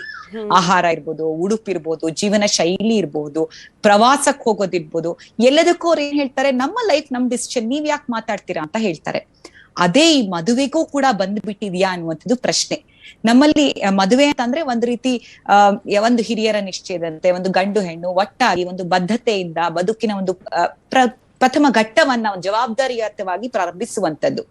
ಆದ್ರೆ ಇವರಿಗೆ ಯುವಜನತೆಗೆ ಏನಾಗಿದೆ ಅಂದ್ರೆ, ಇದು ಒಂದ್ ರೀತಿ ಟೆಸ್ಟ್ ಡ್ರೈವ್ ರೀತಿ. ಈಗ ಏನೇನೋ ಕನ್ಸು ಕಾಣ್ತೀವಿ ನಾವು, ಕಾರೊಂದನ್ನ ತಗೋಬೇಕು ಅಂತ ಅನ್ಕೊಳ್ತೀವಿ. ಅದೆಷ್ಟೋ ಬಗೆಯ ಕಾರ್ಗಳು ಲಭ್ಯ ಇದೆ. ಆದ್ರೆ ನಮಗೆ ಹೊಂದಿಕೆ ಆಗುವಂತದ್ದು, ಖುಷಿ ಕೊಡುವಂತ ಕಾರು ಬೇಕಲ್ವಾ? ಅದಕ್ಕಾಗಿ ನಾವೇನ್ ಮಾಡ್ತೀವಿ, ಟೆಸ್ಟ್ ಡ್ರೈವ್ ಮಾಡಿ ನಮಗಿದು ಸರಿ ಹೊಂದುತ್ತೆ ಅಂತ ಅನ್ಸಿದ ನಂತರವೇ ಖರೀದಿ ಮಾಡ್ತೀವಿ. ಅದೇ ಇವ್ರು ಏನ್ ಅನ್ಕೊಳ್ತಾರೆ ಅಂದ್ರೆ, ಮದುವೆ ಎನ್ನುವಂತಹ ಈ ಟೆಸ್ಟ್ ಜರ್ನಿ ಏನಿದೆ, ಇದು ಟ್ರಯಲ್ ತರನ ಅಂತ ಅನ್ಕೊಳ್ಳುವಂತಹ ಮನಸ್ಥಿತಿ ಕೂಡ ಅವ್ರಿಗಿದೆ. ಹೊಂದಿಕೆಯಾದ್ರೆ ಮದುವೆ ಆಗ್ತೀವಿ, ಇಲ್ಲ ಅಂದ್ರೆ ಬೇರೆ, ಅಷ್ಟೇ, ಸಿಂಪಲ್ ಲಾಜಿಕ್. ಇದು ಲಿವ್ ಇನ್ ಒಲವು ತೋರಿಸುವಂತಹ ಬಹುತೇಕರ ಅಭಿಪ್ರಾಯ. ಆಕ್ಚುಲಿ ಇದ್ರೊಂದಿಗೆ ಅವರವರ ದುಡಿಮೆ ಕೂಡ ಅವರವರದ್ದು. ಅಂತ ಅನ್ಕೊಂಡು ಆ ರಿಲೇಶನ್ಶಿಪ್ಗೆ ಅವರು ಒಳಗಾಗ್ತಾರೆ. ನಮ್ಮ ಮನಸ್ಸಿನಂತೆ ನಾವು ಖರ್ಚು ಮಾಡ್ತೀವಪ್ಪ, ಯಾವುದೇ ರೀತಿ ನಮಗೆ ಬದ್ಧತೆ ಇರೋದಿಲ್ಲ, ಆರ್ಥಿಕ ಸ್ವಾತಂತ್ರ್ಯ ಕೂಡ ಇರುತ್ತೆ ಅಂತ ಎನ್ನುವಂತ ಒಂದು ಮನಸ್ಥಿತಿಯಲ್ಲಿ ಅವರು ಆ ಒಂದು ರಿಲೇಶನ್ಶಿಪ್ ಎಂಟರ್ ಆಗ್ತಾರೆ. ಆದ್ರೆ ಅಷ್ಟು ಹೇಳಿದಷ್ಟು ಸುಲಭವೇ ಈ ಮಾತು ಎನ್ನುವಂಥದ್ದು ನಾವು ಕೇಳ್ಕೋಬೇಕು. ಸಹಜೀವನ ಎನ್ನುವಂಥದ್ದು ಒಂದು ಇಬ್ಬರ ಬದುಕಿನ ನಿರ್ಣಯ. ಅದು ಮದುವೆಯಿಂದ ಕೂಡಿರ್ಲಿ ಅಥವಾ ಮದುವೆ ಅನ್ನುವಂತ ಬಂಧ ಇರ್ಲಿ ಇಲ್ದೇ ಇರ್ಲಿ, ಇಬ್ರು ಒಟ್ಟಿಗಿರ್ಬೇಕಂದ್ರೆ ಅಷ್ಟು ಸುಲಭ ಅಲ್ಲ. ಮದುವೆ ಅಂತ ಇದ್ದಾಗ ಒಂದು ಕುಟುಂಬ ಕೂಡ ಅದರಲ್ಲಿ ಇನ್ಕ್ಲೂಡ್ ಆಗುತ್ತೆ, ಇಡೀ ಫ್ಯಾಮಿಲಿ ಬರುತ್ತೆ, ಎಲ್ಲದೂ ಬರುತ್ತೆ, ಅದಕ್ಕೊಂದು ಸಪೋರ್ಟ್ ಕೂಡ ಸಿಸ್ಟಮ್ ಇರುತ್ತೆ. ಆದ್ರೆ ಎಲ್ಲೋ ಒಂದ್ ಕಡೆಗೆ ಈ ಒಂದು ಹುಮ್ಮಸ್ನಲ್ಲಿ, ಪ್ರೇಮದ ಉನ್ಮಾದದಲ್ಲಿ ಪೋಷಕರು, ಸ್ನೇಹಿತರು, ಸಮಾಜ ಎಲ್ಲವನ್ನ ಧಿಕ್ಕರಿಸಿ ಈ ಟ್ರಯಲ್ಗೆ ಜಿಗಿತಾರಲ್ಲ, ಅದೇ ಆದರ್ಶ ಅನ್ಸುತ್ತೆ ಆ ಯುವಜನತೆಗೆ. ಅದಕ್ಕೆ ಮದುವೆ ಎಂಬ ಅಧಿಕೃತ ಮುದ್ರೆ ಇಲ್ಲ, ಜೊತೆಗಿರುವ ಸಂಗಾತ ಬಗ್ಗೆ ಖಚಿತತೆನೂ ಇರಲ್ಲ. ಇದ್ರಲ್ಲಿ ಎಷ್ಟೋ ಕೇಸ್ಗಳಲ್ಲಿ ನೀವು ನೋಡ್ಬೋದು, ಸೋಷಿಯಲ್ ಮೀಡಿಯಾದಲ್ಲಿ ಒಬ್ರನ್ನೊಬ್ರು ಮೀಟ್ ಆಗಿರ್ತಾರೆ, ಎಲ್ಲೋ ಚಾಟಿಂಗ್ ಅಲ್ಲಿ ಒಬ್ರೊಬ್ರು ಫ್ರೆಂಡ್ ಆಗಿರ್ತಾರೆ. ಸೊ ಅದರಿಂದ ಸಂಗಾತಿ ಬಗ್ಗೆ ತುಂಬಾ ಗೊತ್ತಿರೋದಿಲ್ಲ. ಇದ್ರ ಬಗ್ಗೆ ಇದರ ಪರಿಣಾಮ ಏನಿದೆ, ಆಫ್ಟರ್ ಇಫೆಕ್ಟ್ಸ್ ಕೂಡ ಘೋರವಾಗಿರುತ್ತೆ.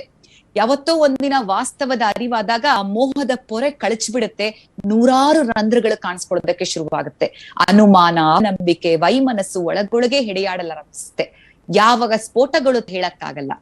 ಮತ್ತೊಂದು ನಾವೆಲ್ಲ ಅನ್ಕೊಳ್ಳುವಂಥದ್ದು, ಈ ಲಿವ್ ಇನ್ ರಿಲೇಶನ್ಶಿಪ್ ಅಲ್ಲಿ ಮಾತ್ರ ಕ್ರೌರ್ಯ ಹೆಚ್ಚುತ್ತಾ ಇದೆಯಾ? ಇಲ್ಲ, ಎಲ್ಲಾ ಮದುವೆಗಳಲ್ಲಿ ಅರೇಂಜ್ ಮ್ಯಾರೇಜ್ ಇರ್ಬೋದು, ಅಂತರ್ಜಾತಿ ವಿವಾಹಗಳಿರ್ಬಹುದು, ಎಲ್ಲದ್ರಲ್ಲೂ ಲವ್ ಇದಿರ್ಬೋದು, ಎಲ್ಲದ್ರಲ್ಲೂ ಇರುತ್ತೆ. ಇದೇ ಮಾತು ಹೇಳಿದ್ರಿ, ಇದಕ್ಕೆ ನಾನ್ ಬಹುಶಃ ಸಂಜೋತಿ ಅವ್ರ ಹತ್ರ ಉತ್ತರ ಕೇಳ್ತೀನಿ, ನಿಮ್ ಸಹನೆ ನಮ್ ಜೊತೆಯಲ್ಲಿ ಇರ್ಲಿ. ಈಗ ಹೇಳ್ತಾ ಇದ್ರಿ ನೋಡಿ, ಕ್ರೌರ್ಯ ಅನ್ನೋದು ಲಿವ್ ಇನ್ ರಿಲೇಶನ್ಶಿಪ್ ಅಲ್ಲೇ ಆಗ್ಬೇಕು ಅಂತಿಲ್ಲ ಅಂತ ಹೇಳಿ. ಇದೇ ವಿಚಾರ ಶ್ರದ್ಧಾ ವಾಕರ್ ಪ್ರಕರಣ ಆದಾಗ ಒಂದು ಹುಡುಗಿ ರಿಯಾಕ್ಟ್ ಮಾಡಿದನ್ ಕೇಳಿದ್ ನಾನು ನೆನಪಾಗ್ತಿದೆ, ಅದನ್ನೇ ಪ್ರಶ್ನೆ ಕೇಳ್ತೀನಿ. ಈಗ ಲಿವ್ ಇನ್ ರಿಲೇಶನ್ಶಿಪ್ಗೂ ಮದುವೆಗೂ ವ್ಯತ್ಯಾಸ ಏನಪ್ಪಾ ಅಂತಂದ್ರೆ, ಅಲ್ಲಿ ಮದುವೆ ಅನ್ನೋದು ಲೀಗಲಿ ಒಂದು ಬೌಂಡ್ ಆಗಿರುತ್ತೆ, ಇಲ್ಲಿ ಇರೋದಿಲ್ಲ ಅಷ್ಟೇ ಅನ್ನೋದು ಆ ಹುಡುಗಿ ಅಭಿಪ್ರಾಯ. ಈಗ ಇಲ್ಲೂ ಒಬ್ರು ಪಾರ್ಟ್ನರ್ ಇರ್ತಾರೆ, ಮದುವೆಲ್ಲೂ ಒಬ್ರು ಪಾರ್ಟ್ನರ್ ಇರ್ತಾರೆ, ಇಬ್ರು ಒಟ್ಟಿಗೆ ಅಲ್ಲೂ ಇರ್ತೀವಿ ಇಲ್ಲೂ ಇರ್ತೀವಿ.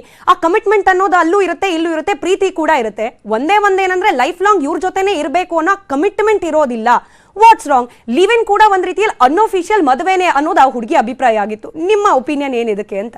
ನಾನು ಬಹುಶಃ ನೀವು ಹೇಳದೇ ಇದ್ರು ಈ ಪಾಯಿಂಟ್ ಇಂದಾನೇ ಶುರು ಮಾಡ್ತಿದ್ದೆ ಅನ್ಸುತ್ತೆ. ಅದು ತುಂಬಾ ಒಳ್ಳೆ ಪಾಯಿಂಟ್. ಹೆಣ್ಮಕ್ಳ ವಿರುದ್ಧ ಕ್ರೌರ್ಯ ಅನ್ನೋದು ಒಟ್ಟಾರೆಯಾಗಿ ಹೆಚ್ಚಾಗ್ತಿರೋದೇ ಮುಖ್ಯವಾದ ವಿಷಯ. ಅದು ಲಿವ್ ಇನ್ನ ಅಲ್ವಾ ಅಥವಾ ಮದುವೆನಾ ಅನ್ನೋದ್ರಲ್ಲಿ ವ್ಯತ್ಯಾಸ ಏನಪ್ಪಾ ಅಂತಂದ್ರೆ, ಲೈಫ್ ಲಾಂಗ್ ಕಮಿಟ್ಮೆಂಟ್ ಅಂತ ಹೇಳಿದ್ರಲ್ಲ, ಮದುವೆ ಕೂಡ ಲೈಫ್ ಲಾಂಗ್ ಕಮಿಟ್ಮೆಂಟ್ ಅಂತಲ್ಲ, ಅದೊಂದು ಸೋಷಿಯಲ್ ಅಗ್ರಿಮೆಂಟ್, ಸಾಮಾಜಿಕವಾದಂತ ಒಂದು ಒಪ್ಪಂದ. ಅಲ್ಲೇನಾಗುತ್ತೆ, ನೀವು ಮುರ್ಕೊಳ್ಳಕ್ಕೆ ಲೀಗಲಿನೇ ಸಾಧ್ಯತೆ ಇದೆ. ಆ ಎಲ್ಲ ಹ್ಯಾಸಲ್ಸ್ ಇಲ್ಲದೆ ನೀವು ಲಿವ್ ಇನ್ ಇಂದ ಈಚೆ ಬರ್ತೀರಾ, ಅದಷ್ಟು ಮಾತ್ರನೇ ವ್ಯತ್ಯಾಸ. ಅಫ್ಕೋರ್ಸ್ ಸಾಮಾಜಿಕವಾಗಿ ಬೇರೆ ಬೇರೆ ವ್ಯತ್ಯಾಸಗಳಿವೆ. ಎರಡು ಫ್ಯಾಮಿಲಿಗಳು ಒಪ್ಪಿರುವಂಥದ್ದು, ಆ ಬ್ಯಾಕಪ್ ಇರುವಂಥದ್ದು, ಅವುಗಳು ಇಲ್ಲದೆ ಹೋಗ್ಬೋದು. ಮತ್ತು ಹೆಚ್ಚು ವಲ್ನರಬಲ್ ಆಗಿರ್ಬೋದು, ಹೆಚ್ಚು ಸೂಕ್ಷ್ಮವಾಗಿರ್ಬೋದು ಹೆಣ್ಮಕ್ಳಿಗೆ ಹೆಚ್ಚಾಗಿ ಆ ಪರಿಸ್ಥಿತಿ ಅನ್ನೋದು ಒಂದು ವ್ಯತ್ಯಾಸ ಇದೆ. ಆದರೆ ಇಲ್ಲಿ ನಿಮ್ಗೆ ಸುಮ್ಮನೆ ಒಂದಷ್ಟು ಸ್ಟ್ಯಾಟಿಸ್ಟಿಕ್ಸ್ ಕೊಡೋದಾದರೆ, ನ್ಯಾಷನಲ್ ಕ್ರೈಮ್ ರೆಕಾರ್ಡ್ಸ್ ಬ್ಯೂರೋದು ನೋಡಿದ್ರೆ ನೀವು ಒಂದು 6 ವರ್ಷದ ರಿಪೋರ್ಟ್ಸನ್ನು ತೆಗೆದು ನೋಡಿದ್ರೆ ನಿಮಗೆ ಒಂದು 28 ಲಕ್ಷ ಕ್ರೈಮ್ ರಿಪೋರ್ಟ್ ಆಗಿರೋದ್ರಲ್ಲಿ 30% ಎಲ್ಲ 3 ಕೇಸ್ನಲ್ಲಿ 1 ಕೇಸು ಹಸ್ಬೆಂಡ್ ಅಥವಾ ಆತನ ರಿಲೇಟಿವ್ಸ್ ಇಂದ ವೈಫ್ಗೆ ವೈಲೆನ್ಸ್ ಆಗಿರುವಂಥದ್ದು, ಡೊಮೆಸ್ಟಿಕ್ ವೈಲೆನ್ಸ್ ಕೇಸ್ಗಳಲ್ಲಿ. ಅಂದ್ರೆ ಅದು ಎಷ್ಟು ದೊಡ್ಡ ಮಟ್ಟದಲ್ಲಿದೆ ಅಂದ್ರೆ, ನಮಗೆ 7 ಕೇಸ್ಗಳು ಏನು ಕಾಣಿಸ್ತಾ ಇದೆಯೋ ಅದಕ್ಕಿಂತ 100,000 ಪಟ್ಟು ಹೆಚ್ಚಿದೆ. ಆದ್ರೆ ಅದು ನಮ್ಮನ್ನ ಯಾಕೆ ಶಾಕ್ ಮಾಡಲ್ಲ? ಇದು ಯಾಕೆ ಶಾಕ್ ಮಾಡುತ್ತೆ? ತಕ್ಷಣ ಎಲ್ಲರೂ ಯಾಕೆ ನಾವು ಪ್ರತಿಕ್ರಿಯಿಸ್ತಾ ಇದ್ದೀವಿ ಅನ್ನೋದು ಪ್ರಶ್ನೆ ಆಗಬೇಕು. ಇಲ್ಲಿ ಮದುವೆನಾ ಅಥವಾ ಸಹಜೀವನ, ಲಿವ್ ಇನ್ ರಿಲೇಶನ್ಶಿಪ್ ಅನ್ನೋದು ಪ್ರಶ್ನೆ ಅಲ್ಲ. ಒಟ್ಟಾರೆಯಾಗಿ ಮಹಿಳೆಯರ ಮೇಲೆ ಒಂದು ಕ್ರಿಮಿನಲ್ ಒಂದು ಹಿಡಿತ ಸಾಧಿಸುವಂಥದ್ದು ಇಡೀ ಗಂಡಾಳುವಿಕೆಯ ಸಮಾಜದಲ್ಲಿ ಹೆಚ್ಚಾಗ್ತಿದೆ ಅನ್ನೋದನ್ನ ನಾವು ಗಮನಿಸಬೇಕು. ಮತ್ತೆ ಅದಕ್ಕೆ ಕಾರಣ, ನೀವು ಮದುವೆನಲ್ಲೇ ತಗೊಂಡ್ರು ಕೂಡ ವೈಲೆನ್ಸ್ ಯಾಕಾಗುತ್ತೆ, ಅಥವಾ ಗಂಡ ಮತ್ತು ಆತನ ರಿಲೇಟಿವ್ಸ್ ಸಹ ಯಾಕೆ ಹೆಣ್ಣಿನ ಮೇಲೆ ಆ ಥರದ ಹಿಡಿತ ಸಾಧಿಸೋಕೆ ಪ್ರಯತ್ನ ಪಡ್ತಾರೆ ಅಂದರೆ, the very institution of marriage, ಮದುವೆ ಅನ್ನೋ ವ್ಯವಸ್ಥೆ ಏನಿದೆ ಅದು ಹೆಣ್ಣನ್ನ ಒಂದು ಪ್ರಾಪರ್ಟಿಯಾಗಿ ಟ್ರೀಟ್ ಮಾಡುತ್ತೆ. ನೀನು ಈ ಮನೆಗೆ ಸೇರಿದವಳು, ಈ ಗಂಡನ ಪ್ರಾಪರ್ಟಿ ಅಂತ. ನಿಮಗೆ ಸಣ್ಣ ಉದಾಹರಣೆ ಹೇಳ್ಬೋದು ಅನ್ನೋದಾದ್ರೆ, ಒಂದು ಸರ್ವೆ ನಡೀತು ನಮ್ಮಲ್ಲಿ. ಅದನ್ನು ನಡೆಸಿದ್ದು ನ್ಯಾಷನಲ್ ಫ್ಯಾಮಿಲಿ ಆ್ಯಂಡ್ ಹೆಲ್ತ್ ಸರ್ವಿಸಿಂಗ್ನವ್ರು ಮಾಡಿದ್ದು. ಅದರಲ್ಲಿ ಏನು 4 ಮತ್ತು 5ನೇ ಸರ್ವೆಗಳದ್ದು ವ್ಯತ್ಯಾಸನ ನಿಮಗೆ ಹೇಳ್ತೀನಿ. 4ನೇ ಸರ್ವೆನಲ್ಲಿ 44% ಜನ ಗಂಡಸರು, 42% ಗಂಡಸರು ಏನು ಹೇಳಿದ್ರು, ಹೆಂಡ್ತಿನ ಹೊಡೆಯೋದು ದೊಡ್ಡ ತಪ್ಪೇನಲ್ಲ. ಅದೇ ಹೆಣ್ಮಕ್ಳು 52% ಹೆಣ್ಮಕ್ಳು ಹೇಳಿದ್ರು, ಗಂಡ ಹೆಂಡ್ತಿನ ಹೊಡೆಯೋದು ಅಂತ ತಪ್ಪೇನಲ್ಲ, ಹೆಣ್ಮಕ್ಳು ಕೂಡ 52% ಹೆಣ್ಮಕ್ಳು, 42% ಗಂಡ್ಮಕ್ಳು ಹೇಳಿದ್ರೆ 52% ಹೆಣ್ಮಕ್ಳು ಅದನ್ನ ಹೇಳಿದ್ರು. ಅದನ್ನ ಮತ್ತೆ ರಿಪೀಟ್ ಮಾಡಿದಾಗ 5ನೇ ಸರ್ವೆನಲ್ಲಿ ಏನಾಯ್ತು, ಇದರದ್ದು ಏಜ್ ಗ್ಯಾಪ್ ನೋಡಿ 15ರಿಂದ 49 ವರ್ಷ ವಯಸ್ಸಿನ ಹೆಣ್ಮಕ್ಳು ಮತ್ತೆ ಗಂಡ್ಮಕ್ಳನ್ನ ಮಾತಾಡ್ಸಿದ್ದು. ಅದೇ 5ನೇ ಸರ್ವೆಯಲ್ಲಿ ಏನಾಯ್ತು, ಹೆಣ್ಮಕ್ಳ ಸಂಖ್ಯೆ ಕಡಿಮೆ ಆಯ್ತು, ಅದನ್ನು ಒಪ್ಪೋ ಅಂತವ್ರದ್ದು ಒಂದು 7% ಕಡಿಮೆ ಆಗಿ 45% ಹೆಣ್ಮಕ್ಳು ಹೇಳಿದ್ರು ಹೌದು ಗಂಡ ಹೆಂಡತಿನ ಹೊಡೆದ್ರೆ ತಪ್ಪೇನಿಲ್ಲ ಅಂತ. ಆಮೇಲೆ ಅದರಲ್ಲಿ ಗಂಡಸರ ಪ್ರಮಾಣ ಏನಿತ್ತು 42%, ಅದು 44%ಗೆ ಹೆಚ್ಚಾಯ್ತು. ನಾನು ಯಾಕೆ ಈ ವೈಲೆನ್ಸ್ ಅನ್ನೋದು ಹೆಚ್ಚಾಗ್ತಾ ಇದೆ, ಆ ಮನಸ್ಥಿತಿ ಹೆಚ್ಚಾಗ್ತಾ ಇದೆ ಅಂತ ಹೇಳಿದೆ ಅನ್ನೋದಕ್ಕೆ ಪ್ರೂಫ್ ಸಹ ಇದೆ. ಅದರಲ್ಲಿ ನಿಮ್ಗೆ ಕಾರಣಗಳನ್ನ ಗಮನಿಸಬೇಕು. ಯಾವೆಲ್ಲ ಕಾರಣಕ್ಕೆ ಗಂಡ ಹೆಂಡತಿನ ಹೊಡಿಬೋದು ಅಂತ ಹೇಳ್ಬೇಕಂದ್ರೆ, ನನಗೆ ಹೇಳದೆ ಹೊರಗಡೆ ಹೋದ್ರೆ, ಆಮೇಲಿಂದ ಮನೆ ಕೆಲಸಗಳನ್ನ ಮಕ್ಕಳನ್ನ ನೆಗ್ಲೆಕ್ಟ್ ಮಾಡಿದ್ರೆ, ಅಥವಾ ನನ್ನ ಜೊತೆ ಆರ್ಗ್ಯೂ ಮಾಡಿದ್ರೆ, ಅಥವಾ ಮನೆ ಕೆಲಸ ಮಾಡಲ್ಲ ಅಂತ ನಿರಾಕರಿಸಿದ್ರೆ, ನನ್ನ ಜೊತೆ ಲೈಂಗಿಕತೆಗೆ ಒಪ್ಪಲಿಲ್ಲ ಅಂತಂದ್ರೆ, ಅಥವಾ ಸರಿಯಾಗಿ ಅಡುಗೆ ಮಾಡಲಿಲ್ಲ ಅಂತಂದ್ರೆ, ನನಗೇನಾದ್ರೂ ಆಕೆ ಬಗ್ಗೆ ಅನುಮಾನ ಬಂದ್ರೆ ನಾನು ಅವಳನ್ನು ಹೊಡಿಬೋದು. ಇದನ್ನ ಹೆಣ್ಮಕ್ಳು ಸಹ ಒಪ್ಪಿದ್ದಾರೆ. ಆತನಿಗೆ ನನ್ನ ಮೇಲೆ ಅನುಮಾನ ಬಂದ್ರೆ ಅದು ಅನುಮಾನ ನಿಜಾನ ಸುಳ್ಳ ಆಮೇಲಿಂದು, ಆತನಿಗೆ ಅನುಮಾನ ಬಂದಾಗ ಹೊಡಿತಾನೆ ತಾನೆ, ಅದ್ರಲ್ಲಿ ಏನಿದೆ ಅನ್ನೋ ಥರದ ಒಂದು ಮನಸ್ಥಿತಿ. ಕೊನೆಗೆ ಅಷ್ಟೆಲ್ಲ ಬೇಡ, ನನ್ನ ಅಪ್ಪ ಅಮ್ಮನ ಮಾತು ಆಕೆ ಕೇಳಲಿಲ್ಲ ಅಂದ್ರೆ ನಾನು ಹೊಡಿಬೋದು. ಇದು ಈ 7 ವಿಷಯಗಳನ್ನ ಇಟ್ಕೊಂಡು ಸರ್ವೆ ಮಾಡಿದಾಗ ಇಷ್ಟೆಲ್ಲ ಪರ್ಸೆಂಟೇಜ್. ಕ್ರೌರ್ಯ ಅನ್ನೋದು ಕೇವಲ ಲಿವ್ ಇನ್ ಅನ್ನೋದಲ್ಲ, ಮ್ಯಾರೇಜ್ ಇನ್ಸ್ಟಿಟ್ಯೂಟ್ ಅಲ್ಲೂ ಇದೆ. ಬಟ್ ಎಲ್ಲ ಒಂದ್ ಕಡೆ ಇನ್ಸ್ಟಿಟ್ಯೂಷನ್ ಅಲ್ಲೂ ಇದೆ ಅಲ್ಲ, ಮ್ಯಾರೇಜ್ ಇನ್ಸ್ಟಿಟ್ಯೂಷನ್ ಅಲ್ಲಿ ತುಂಬಾ ದೊಡ್ಡ ಮಟ್ಟದಲ್ಲಿ ಎಲ್ಲ ಒಂದ್ ಕಡೆ ಓದಿದ್ ನನಗೆ ನೆನಪು. ನೋಡಿ, ಮದುವೆ ಅನ್ನೋದು ಆಗ್ಬಿಟ್ರೆ, ನೀವೇ ಹೇಳ್ತಾ ಇದ್ದಾಗೆ ಒಂದ್ ಸೋಷಿಯಲ್ ಅಗ್ರಿಮೆಂಟ್ ಆದ್ರೆ ಒಂದ್ ಸಾತ್ವಿಕ ಭಯ ನಿರ್ಮಾಣ ಆಗುತ್ತೆ. ಈಗ ಹೊಡಿಬೇಕು ಅಂತ ಕೂಡ ನಾನು ಕಂಪ್ಲೀಟ್ ಮಾಡ್ಬಿಡ್ತೀನಿ, ಆಮೇಲೆ ನೀವೇ ಹೇಳಿ ನಿಮ್ ಒಪಿನಿಯನ್, ನೀವೇ ಬೇಕೇ ಬೇಕು. ಈಗ ನಾನು ನನ್ನ ಪಾರ್ಟ್ನರ್ಗೆ, ಅದು ಶಿ ಆದ್ರೂ ಆಗಿರ್ಬೋದು ಹಿ ಆದ್ರೂ ಆಗಿರ್ಬೋದು, ಅವ್ರ ಮೇಲೆ ನಾನು ಕೈ ಎತ್ತಬೇಕು ಅಂತಂದ್ರೆ ತಕ್ಷಣ ಅವ್ರ ಅಪ್ಪ ಅಮ್ಮಂಗೆ ಗೊತ್ತಾಗುತ್ತೆ ಅಥವಾ ನಮ್ಮ ಅಪ್ಪ ಅಮ್ಮಂಗೆ ಗೊತ್ತಾಗುತ್ತೆ, ಅವ್ರಿಗೆ ನಾನು ಆನ್ಸರ್ಬಲ್ ಆಗ್ತೀನಿ ಅನ್ನೋ ಒಂದು ಭಯ ನಿರ್ಮಾಣ ಆಗುತ್ತೆ. ಬಟ್ ಲಿವಿನಲ್ಲಿ ಈ ಪ್ರಮಾಣ, ಈ ಭಯದ ಪ್ರಮಾಣ ಕಡಿಮೆ ಇರಬಹುದಾ ಅಂತ ಹೇಳಿ ನಿಮ್ಮ ಅನಿಸಿಕೆ ಇದ್ರ ಬಗ್ಗೆ? ನೀವು ಗಂಡು ಮಕ್ಳಿಗಾದ್ರೂ ಆಗ್ಬೋದು ಹೆಣ್ಮಕ್ಳಿಗಾದ್ರೂ ಆಗ್ಬೋದು ಅಂತ ಹೇಳಿದ್ರೆ ಇದು ಅಷ್ಟು ಸಮಾನವಾಗಿಲ್ಲ. ಇಲ್ಲಿ ಹೆಣ್ಣು ಮಕ್ಕಳು ಹೊಡೆತ ತಿನ್ಬೋದು ಅಥವಾ ಇದನ್ನ ಕ್ವೆಶ್ಚನಬಲ್ ಅಲ್ಲ ಅನ್ನೋದು ಅಕ್ಸೆಪ್ಟೆಡ್ ವ್ಯಾಲ್ಯೂ ಆಗಿದೆ ನಮ್ಮಲ್ಲಿ. ಅದನ್ನ ನಾವು ಅಕ್ಸೆಪ್ಟ್ ಮಾಡ್ಕೊಂಡ್ಬಿಟ್ಟಿದೀವಿ. ಗಂಡಾಳ್ವಿಕೆ ಅನ್ನೋದೇನಿದೆ ಅದು ಒಂದು ವ್ಯಾಲ್ಯೂ ಆಗಿ ನಮ್ಮ ಸಮಾಜದಲ್ಲಿ ಒಪ್ಕೊಂಡ್ಬಿಟ್ಟಿದೀವಿ. ಅದನ್ನ ನಾವು ಸಂಸ್ಕೃತಿ ಅಂತ ಕರಿತೀವಿ, ಕೆಲವೊಮ್ಮೆ ಸಂಸ್ಕಾರ ಅಂತ ಕರಿತೀವಿ, ಕೆಲವೊಮ್ಮೆ ಹೆಣ್ಮಕ್ಳು ಶಾಂತವಾಗಿ ಸಹನಶೀಲವಾಗಿ ತಲೆ ಬಗ್ಗಿಸ್ಕೊಂಡಿರ್ಬೇಕು ಅನ್ನೋದನ್ನೇ ನಾವು ತುಂಬಾ ಚಿಕ್ಕ ವಯಸ್ಸಿಂದ ಅವಳು ತಲೆಯಲ್ಲಿ ತುಂಬ್ತಾ ಹೋಗ್ತೀವಿ. Whatever happens to you, you have to accept it to protect the family ಅನ್ನೋದನ್ನ ಹೇಳ್ಕೊಡ್ತಾ ಹೋಗ್ತೀವಿ. ಅದು ಪ್ರೊಟೆಕ್ಷನ್ ಆಫ್ ಫ್ಯಾಮಿಲಿ ಆಗೋದಿಲ್ಲ. ಆಕೆ ತನ್ನ ಮೇಲೆ ತಾನು ದೌರ್ಜನ್ಯವನ್ನ ಒಪ್ಕೊಳ್ಳೋ ಅಂತ ಮನಸ್ಥಿತಿ ನಿರ್ಮಾಣ ಮಾಡ್ತಾ ಇದೀವಿ ಅನ್ನೋದು ನಾವು ಅರ್ಥ ಮಾಡ್ಕೋಬೇಕು. ನೀವು ಹೇಳ್ದಂಗೆ ಅಪ್ಪ ಅಮ್ಮ ಪ್ರಶ್ನೆ ಕೇಳ್ತಾರೆ ಅಂತ ಅಪ್ಪ ಅಮ್ಮ ಸಹ ಅದನ್ನೇ ಹೇಳ್ತಾರೆ, ಸಹಿಸ್ಕೊಂಡು ಹೋಗೋ ಮಗಳೇ ಅಂತ ಹೇಳ್ತಾರೆ. ಅತ್ತೆ ಮಾವ ಕೂಡ ಈ ಕ್ರೈಮ್ ಏನಿದೆ 30%, ಅದರಲ್ಲಿ ಅತ್ತೆ ಮಾವ ಅಥವಾ ಗಂಡನ ಮನೆಯವರು ಕೂಡ ಆಕೆನ ಪ್ರಾಪರ್ಟಿಯಾಗಿ ಟ್ರೀಟ್ ಮಾಡಿ ಆಕೆಯನ್ನ ಹಿಂಸಿಸ್ಬೋದು ಅನ್ನೋ ಥರದ ಒಂದು ಒಪ್ಪಿತ ಒಂದು ನಿಯಮ ಏನಿದೆಯಲ್ಲ, ಅಲಿಖಿತ ನಿಯಮ ಸಮಾಜದಲ್ಲಿ, ಅದು ಮೂಲದಲ್ಲಿ ತಪ್ಪೇ ಹೊರತು ಯಾವ ಸ್ವರೂಪದ ಸಂಬಂಧ ಇದೆ ಅನ್ನೋದು ಮುಖ್ಯ ವಿಷಯ ಅಲ್ಲ. ಒಂದೇ ವ್ಯತ್ಯಾಸ ಏನಪ್ಪಾ ಅಂತಂದ್ರೆ, ಇಲ್ಲಿ ಹೆಣ್ಣು ಮಕ್ಕಳು ಕೂಡ ಹೆಚ್ಚು ಸ್ವತಂತ್ರವನ್ನ ತಗೊಳ್ಳೋದಕ್ಕೆ ಬಯಸ್ತಾ ಇರೋದಿದೆಯಲ್ಲ, ಅದು ನಮ್ಮ ಸ್ಟೀರಿಯೋಟಿಪಿಕಲ್ ಥಿಂಕಿಂಗ್, ನಮ್ಮ ಸಿದ್ಧ ಮಾದರಿಯ ಯೋಚನೆ ಏನಿದೆ ಅದಕ್ಕೆ ಇದು ಹೊಡೆತ ಕೊಡ್ತಾ ಇದೆ. ಅದಕ್ಕೆ ದೊಡ್ಡ ಮಟ್ಟದಲ್ಲಿ ನಾವು ಇದಕ್ಕೆ ರಿಯಾಕ್ಟ್ ಮಾಡ್ತಾ ಇದೀವಿ.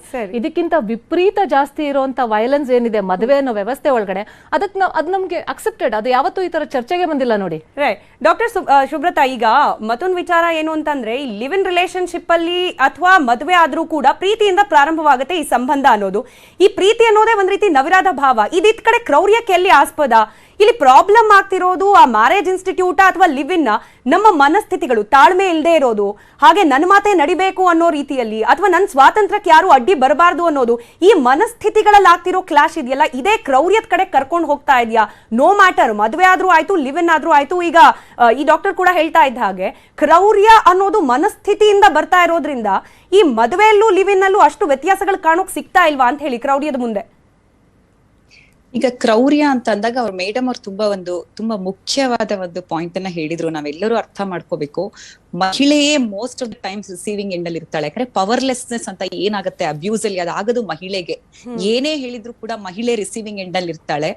ಆಮೇಲೆ ನನ್ನಲ್ಲೇ ಬರುವಂತಹ ರೋಗಿಗಳನ್ನ ನೋಡಿದಾಗ, ನೀವು ಮದ್ವೆ ಇದೆ, ಸಪೋರ್ಟ್ ಇದೆ, ಅದಕ್ಕೆ ಕ್ರೌರ್ಯ ಆಗಲ್ಲ ಅಂತ ಇಲ್ಲ. ಎಂತಹ ದೊಡ್ಡ ನಗರಗಳಲ್ಲಿರ್ಬೋದು, ಎಜುಕೇಟೆಡ್ ಫ್ಯಾಮಿಲಿ ಇರ್ಬೋದು, ದೊಡ್ಡ ಡಾಕ್ಟರ್ ಆಗಿರ್ಬೋದು ಅಥವಾ ಇಂಜಿನಿಯರ್ ಆಗಿರ್ಬೋದು, ಪ್ರಚಾರ ಇದ್ರಲ್ಲಿ ಇರ್ಬೋದು, ಆದ್ರೂ ಕೂಡ ಸುಮ್ಮನಾಗಿ ಸೈಲೆಂಟ್ ಆಗಿ ಅದನ್ನ ಅನುಭವಿಸ್ತಾ ಇದ್ದಾಳೆ ಹೆಂಗಸು.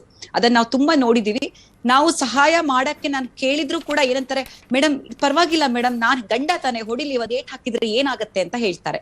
ಸೊ ಏನು ಮನಸ್ಥಿತಿ ಅಂತ ಅಂದಾಗ ಈ ತರ ಕ್ರೌರ್ಯ ಎಸಗೋರು, ಡೊಮೆಸ್ಟಿಕ್ ವೈಲೆನ್ಸ್, ಕೌಟುಂಬಿಕ ಹಿಂಸೆ ಅಂತ ಏನಂತೀವಿ ಮಾಡೋ ತರ ಹಿಂದಿನ ಮನಸ್ಥಿತಿ ಏನು ಅಂತ ನೋಡಿದಾಗ, ಒಂದು ಅವ್ರು ಬಾಲ್ಯದಲ್ಲಿ ಅದನ್ನೇ ನೋಡಿ ಬೆಳೆದಿರ್ಬೋದು. ಅಂದ್ರೆ ಗಂಡ ಅಂದ್ರೆ ನನ್ನ ಪವರ್ ಅನ್ನ ನಾನು ತೋರ್ಸೋದ್ ಯಾವ ರೀತಿ, ಹೊಡೆದು ದೈಹಿಕವಾಗಿ ಇವ್ರಿಗೆ ಹೊಡಿಬೇಕು, ಅವಳನ್ನ I have to make her feel powerless, ಅವಾಗ ನಾನು ಅವಳಿಗೆ ನನ್ನ ಅಧಿಕಾರವನ್ನ ಸ್ಥಾಪಿಸಿದ ಹಾಗೆ ಅಂತ ಅನ್ಕೋಬಹುದು. ಇನ್ನೊಂದು ತುಂಬಾ ಕಾಮನ್ ರೀಸನ್ ಅಂದ್ರೆ ಈ ಮದ್ಯ ವ್ಯಸನ ಇರುವಂತಹ ಗಂಡಂದಿರು, ಸಾಮಾನ್ಯವಾಗಿ ಅಂತವ್ರಲ್ಲಿ ಇದ್ದೇ ಇರುತ್ತೆ. ಮತ್ತೊಂದು ಈ ಮನಸ್ಥಿತಿ ಅಂತ ನೀವ್ ಏನ್ ಹೇಳ್ತಾ ಇದ್ರಿ, ಒಂದು ವ್ಯಕ್ತಿತ್ವ ದೋಷವನ್ನ ನಾವು ನೋಡ್ತೀವಿ. ಕೆಲವರಿಗೆ ಕೋಪದ ಒಂದು ನಿಯಂತ್ರಣ ಇರೋದಿಲ್ಲ. ಕೋಪ ಬಂದಾಗ ಸಿಕ್ಕಾಪಟ್ಟೆ ಹೊಡೆದು ಬಡ್ದು ಮಾಡ್ತಾರೆ. ಮತ್ತೆ ಮುಂದಿನ ಬೆಳಗ್ಗೆ ಎದ್ದಾಗ, ಇಲ್ಲ ನಾನು ತುಂಬಾ ಪ್ರೀತಿ, ನನಗೆ ನಿನ್ ಕಂಡ್ರೆ ನೀನ್ ಬಿಟ್ಟು ಹೋಗ್ಬೇಡ, ನಾನು ಜೀವನ ಮಾಡೋದಕ್ಕೆ ಸಾಧ್ಯ ಇಲ್ಲ ಅಂತಾರೆ. ಮಹಿಳೆ ಆ ಒಂದು ವಿಷಯ ಸೈಕಲ್ ಅಲ್ಲಿ ಸಿಕ್ಕಾಕೊಂಡ್ಬಿಡ್ತಾಳೆ, ಅಬ್ಯೂಸ್ ಸೈಕಲ್ ಅಂತ ಅಂತೀವಿ. ಅವಳಿಗೆ ತಕ್ಷಣಕ್ಕೆ ಹೊರಗಡೆ ನಡೆದು ಬರೋದಕ್ಕೆ ಧೈರ್ಯ ಇರಲ್ಲ. ಇನ್ನೊಂದು ಎಲ್ಲೋ ಒಂದು ಕಡೆಗೆ ಅಯ್ಯೋ ಮರ್ಯಾದೆ ಹೋಗ್ಬಿಡುತ್ತೆ ಎಲ್ಲರ ಮುಂದೆ ಹೇಳಿದ್ರೆ. ಅಪ್ಪ ಅಮ್ಮ ಕೂಡ ಹೇಳ್ತಿರ್ತಾರೆ, ಇಲ್ಲ ಪರವಾಗಿಲ್ಲ, ನೀನ್ ಸಂಸಾರ ಮಾಡ್ಕೊಂಡು ಹೋಗು, ಗಂಡ ತಾನೆ, ಹೊಡಿಲಿ, ಒಂದ್ ಏಟ್ ಹಾಕಿದ್ರು ಪರವಾಗಿಲ್ಲ. ಮತ್ತೆ ಇವನ್ ಈ ತರ ಹೇಳಿದಾಗ ಮತ್ತೆ ಆ ಸೋಗಿಗೆ ಮರಳಾಗ್ಬಿಡ್ತಾಳ ಅವಳು. ಹೌದೇನೋ ಪಾಪ ಇವತ್ತು ರಾತ್ರಿ ಸರಿಯಾಗಿರ್ತಾನೆ ಅಂತ ಮತ್ತೆ ಮುಂದುವರಿಯುತ್ತೆ. ಈ ಒಂದು ಆ ವಿಷಯ ಸೈಕಲ್ ಇಂದ ಹೊರ ತರೋದಕ್ಕೆ ನಾವು ಪ್ರಯತ್ನ ಮಾಡ್ಬೇಕು. ಇದು ಲಿವ್ ಇನ್ ರಿಲೇಶನ್ ಸೈಕಲ್ ಇಂದ ಆಚೆ ಇರಬೇಕು ಅಂತ ಬಯಸೋ ಹೆಣ್ಮಕ್ಳೇ ಅಲ್ವಾ ಈ ರೀತಿ ಕಮಿಟ್ಮೆಂಟ್ ಇಲ್ದೇ ಇರೋ ಕೇರ್ ಫ್ರೀ ಸಂಬಂಧ ಬೇಕು ಅನ್ನೋರೇ ಲಿವ್ ಇನ್ ಹೋಗೋದು. ಆಗ್ಲೇ ರೂಪಾ ಅವ್ರ ಒಂದ್ ಮಾತು ಹೇಳ್ತಿದ್ರು, ಡಾಕ್ಟರ್ ಬಹುಶಃ ನೀವು ಗಮನಿಸಿದ್ರಿ ಅನ್ಕೊಳ್ತೀನಿ, ಯಾರ ಮನಸ್ಥಿತಿ ವೀಕ್ ಇರುತ್ತೆ, ವೀಕ್ ಮೆಂಟಾಲಿಟಿ ಇರೋರೇನೆ ಲಾಂಗ್ ಟರ್ಮ್ ಕಮಿಟ್ಮೆಂಟ್, ಮದುವೆ ಬೇಡ, ಲಿವ್ ಇನ್ ಓಕೆ ಅನ್ನೋ ರೀತಿಯಲ್ಲಿ ಡಿಸೈಡ್ ಮಾಡ್ತಾರೆ ಅಂತ. ಇದನ್ನ ನೀವು ಒಪ್ತೀರಾ ಅಂತ ಹೇಳಿ? ವೀಕರ್ ಮೆಂಟಾಲಿಟಿ ನಾವು ಒಂದು ಮನೋವೈದ್ಯಾಗಿ ಒಂದು ಸೈಂಟಿಫಿಕ್ ಆಗಿ ನಾವು ಸೈಕಾಲಜಿ ಅಥವಾ ಸೈಕ್ಯಾಟ್ರಿ ಮೈಂಡ್ ಅನ್ನ ಸ್ಟಡಿ ಮಾಡೋರಾಗಿ ಕೇವಲ ಮನಸ್ಸು ವೀಕ್ ಇದೆ ಅನ್ನೋದನ್ನ ನಾವು ಅದನ್ನ ಹೇಳೋದಿಲ್ಲ, ಅದನ್ನ ಒಪ್ಕೊಳ್ಳೋದಿಲ್ಲ ನಾನು. ಒಂದು ಮನಸ್ಸಿನ ಬೇರೆ ಬೇರೆ ಗುಣಗಳು ಉಂಟು. ವ್ಯಕ್ತಿತ್ವ ಅಂದಾಗ ಬೇರೆ ಬೇರೆ ರೀತಿ ವ್ಯಕ್ತಿತ್ವ ಇರುತ್ತೆ. ನಾನು ಸೂಕ್ಷ್ಮ ಇರ್ಬೋದು, ನೀವು ಬೋಲ್ಡ್ ಇರ್ಬೋದು, ಅದೆಲ್ಲದೂ ಕೂಡ ಒಂದು ನಾರ್ಮಲ್ ರೀತಿಯ ವ್ಯಕ್ತಿತ್ವಗಳು.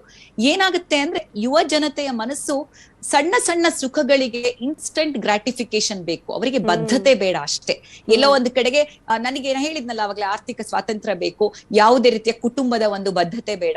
ಆ ರೀತಿ ಅವರು ಎಂಟರ್ ಆಗ್ತಾರೆ. ಅದ್ರಲ್ಲೂ ಕೂಡ ನಂತರದಲ್ಲಿ ಕೂಡ ಆ ಗಂಡು ಮತ್ತು ಹೆಣ್ಣಿನ ಮನಸ್ಥಿತಿ ವ್ಯತ್ಯಾಸ ಇರುತ್ತೆ. ಹೆಣ್ಣಿಗೆ ಏನನ್ಸುತ್ತೆ, ನಾವು ಸ್ವಲ್ಪ ಲಿವಿಂಗ್ ಇನ್ ಇಲ್ಲಿ ಇದ್ಬಿಟ್ಟು ಆಮೇಲೆ ಮದುವೆ ಆಗೋಣ, ಇದು ಮೊದಲನೇ ಸ್ಟೆಪ್ ಅಂತ ಅನ್ಸುತ್ತೆ, ಹೊಂದಾಣಿಕೆ ಆದ್ರೆ ನಾವು ಹೋಗೋಣ ಅಂತ. ಆದ್ರೆ ಗಂಡನಿಗೆ ಏನ್ ಅನ್ಸುತ್ತೆ, ಬೇಡ ಇದು ಹೀಗೆ ಇದ್ಬಿಡೋಣ, ಆರಾಮಾಗಿದೆ ಅಂತ ಅನ್ಸುತ್ತೆ. ಅಲ್ಲೇ ಒಂದು ಕಡೆಗೆ ಡಿಫ್ರೆನ್ಸ್ ಆಫ್ ಒಪಿನಿಯನ್ ಬರಬಹುದು.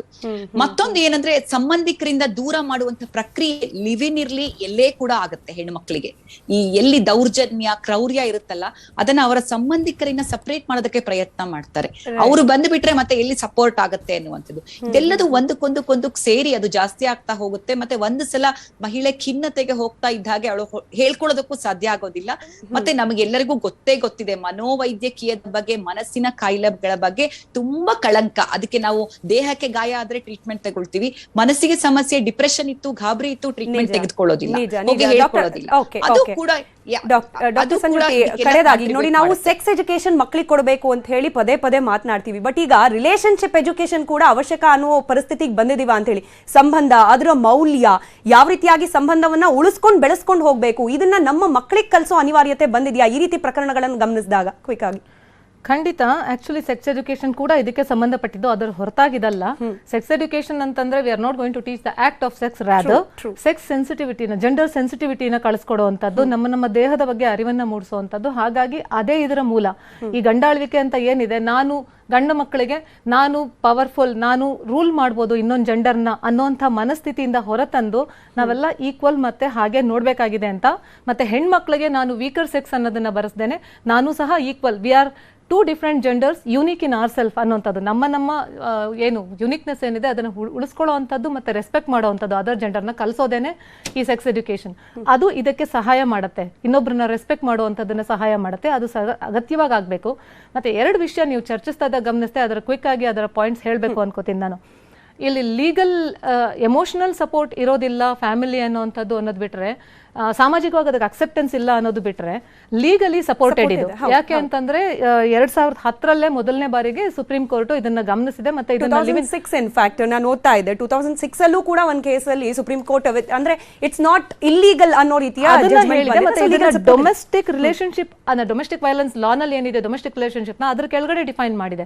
ಹಾಗಾಗಿ ಇದನ್ನ ಅಕ್ಸೆಪ್ಟ್ ಮಾಡಿದೆ. ಒಂದು ಎರಡನೇದು ಲೀಗಲ್ ನಾಮ್ ಏನಾದ್ರು ಲೀಗಲ್ ರೆಕಗ್ನಿಷನ್ ಕೊಟ್ಟಿದೆ. ಎರಡನೇದು ಏನಪ್ಪಾ ಅಂತಂದ್ರೆ ಒಬ್ಬ ವೈಫಿಗೆ ರೆಮಿಡೀಸ್ಗೆ ಏನೆಲ್ಲ ಸಾಧ್ಯತೆಗಳಿದೆಯೋ ಲೀಗಲಿ ಅದನ್ನೆಲ್ಲಾನು ಕೂಡ ಲಿವ್ ಇನ್ ರಿಲೇಶನ್ಶಿಪ್ ಅಲ್ಲಿ ಇರಬಹುದಾದಂತಹ ಹೆಣ್ಮಕ್ಳಿಗೂ ಕೊಟ್ಟಿದೆ.